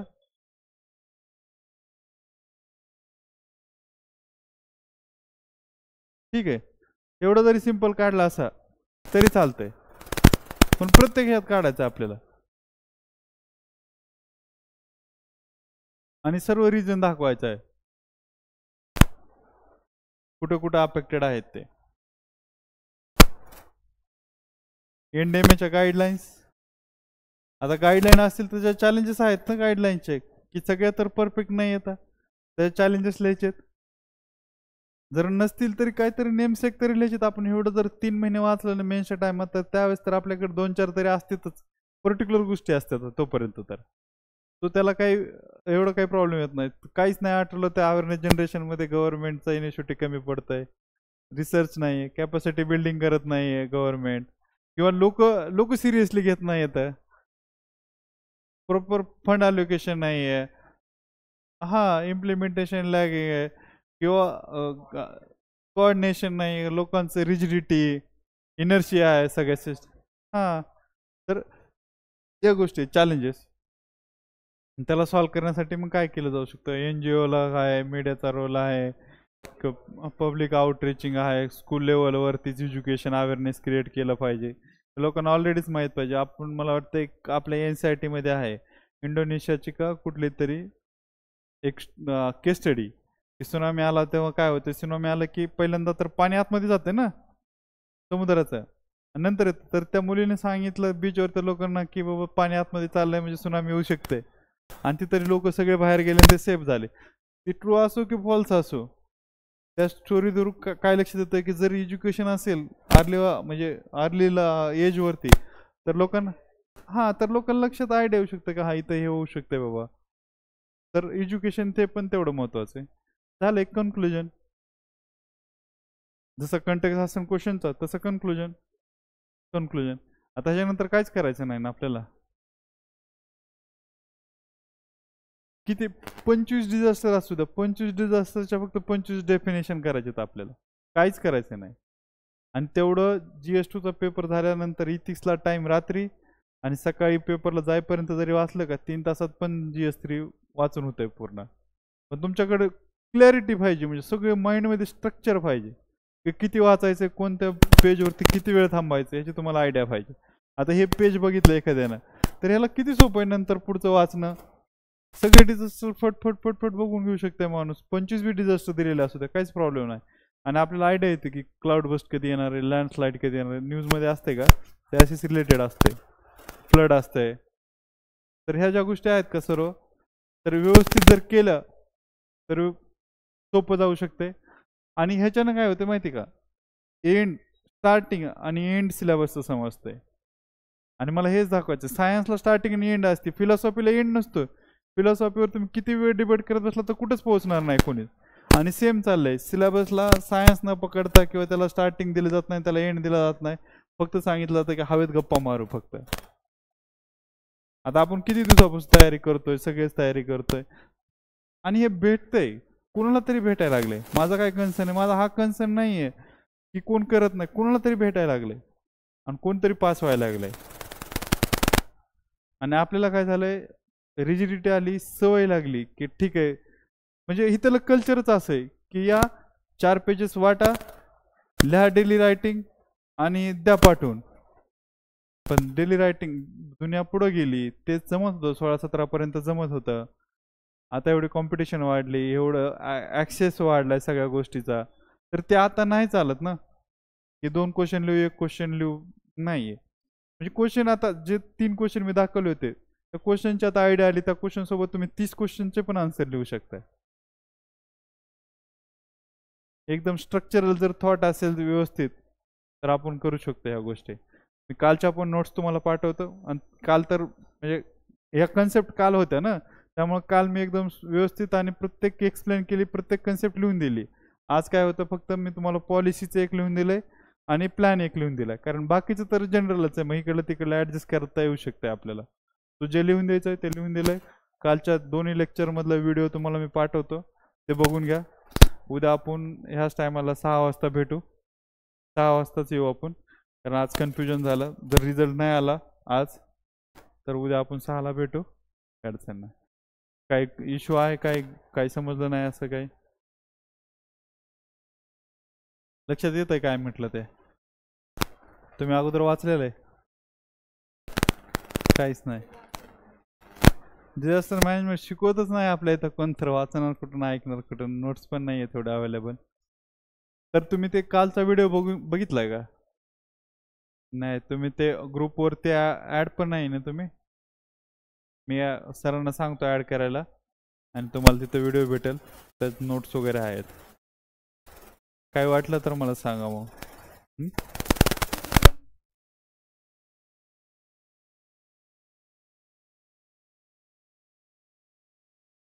करंट अफेअर असं डिझास्टर मॅनेजमेंट तर स्पेसिफिक नाही आहे, पण आपल्याला कुठं लक्षात येतं की आता सर्व डिझास्टर आहेत, एक 10-15 डिझास्टर उद्या मी घेणार आहे सर्व त्यातले.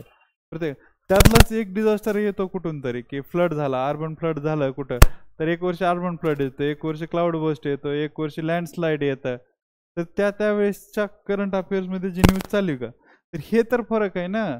आपण फक्त करंट अफेअर मधलंच डिझास्टर करतो, लोक काय करतात 15 डिझास्टर करून ठेवतात. मग कुठला तरी त्यांना लक्षात येतं की आता त्यांच्याकडे ह्या सगळ्या नोट्स तयार येतात, आणि मग एक डिझास्टर आला, त्याला माहिती आहे की न्यूजमध्ये वाचल्यानंतर त्याला लक्षात येतं की हा आता लँडस्लाईड आलंय, आता लँडस्लाईड यायची शक्यता जास्त आहे बाबा पेपरमध्ये. तर तो काय करतो, वाचताना अलर्ट होतो. मग तो कुठे न्यूजपेपरमध्ये बी वाचू द्या, आता कुठे त्याला जर डेफिनेशन माहिती, त्याला जर सगळी प्रोसेस माहिती, त्याला ते फील पण होतंय ना न्यूजपेपर वाचताना, की काय केले आज. आज रेस्क्यू टीम गेली, मग आता रेस्क्यू टीम गेली तर आता त्यांना रिहॅबिलिटेशन सेंटरमध्ये ठेवले. पण हे काय चाललंय हे आपलं फक्त माइंडमध्ये फील असं, जोपर्यंत आपल्याला स्ट्रक्चर माहीत नाहीये. केस स्टडी आपण कसे सॉल्व्ह करतो, की 3 दिवस लोक टनेलमध्ये अडकलेत, टनेलमध्ये अडकलेल्या लोकांना काढणं म्हणजे काय, रिकव्हरी ऑपरेशन आहे ना ते. रिकव्हरी ऑपरेशन कसं चालतंय, काय करतंय, मग त्याच्यासाठी लागलं इन्फ्रास्ट्रक्चर काय आहे, मग त्याच्यानंतर त्यांचे काय नीड्स असतात, हे आपल्याला जर हे गोष्टी माहिती तर न्यूजपेपर समजते. मग नुसता न्यूजपेपर वाचून काय आहे, जर तुम्हाला स्ट्रक्चर माहीत असलं तर न्यूजपेपर समजा. आणि ते आहे तर एक थोडीशी आता UPSC म्हणल्यानंतर तर मेहनत करावंच लागते. असं नाही की फक्त जेवढं न्यूजपेपरमध्ये आलाय तेवढं, मग तेवढं वाचून केलं का, की मग large amount of rainfall in limited time in particular area, हीच डेफिनेशन बाहेर येते जर पर्टिक्युलर नसेल केली तयारी तर एखाद्या टॉपिकची. आता त्याच्यानंतर करंट अफेअरमध्ये तुम्ही करंट अफेअरवाला तुम्हाला मी सांगतो, लिहून देतो, तुम्ही हे 2 लेक्चर कालचं आणि आजचं लेक्चर बघा. कुठलाही डिझास्टर असू द्या इंडियामधला, तुम्ही त्यांना सांगताल की काय करायला पाहिजे, ह्याच्यानंतरची नेक्स्ट स्टेज काय असली पाहिजे तुमची. एवढं सिंपल गोष्टी असतात, पण आपल्याला काय कॉम्प्रिहेंड होत नाहीत ना गोष्टी माहीत नसल्यामुळं. सो आपण उद्याच्याला आणखी डिटेलमध्ये घेऊ. एक 1-1.5 तासामध्ये सर्व ह्याचं फ्रेमवर्क, हे तर फ्रेमवर्क दिलंय, फक्त त्याच्यामध्ये मी बसवून दाखवणार आणि एक 4-5 क्वेश्चन मग आपण डिस्कस करू. म्हणजे लिहायला लावण्यापेक्षा मी डिस्कस करून दाखवतो की कसं असतंय काय असतंय ते. म्हणजे तुम्हाला एक माइंडमध्ये डिझास्टर मॅनेजमेंट उद्या संध्याकाळपर्यंत क्लिअर होऊन जाते. घरी पण वाचायची गरज नाही ह्याला काहीच. काय वाटलं तर मला मॅसेजवर कळवा, नंबर तर आहे सरांच्या ह्याच्यावर, सर मला सांगतील. हां चालेल, थांब. थँक्यू.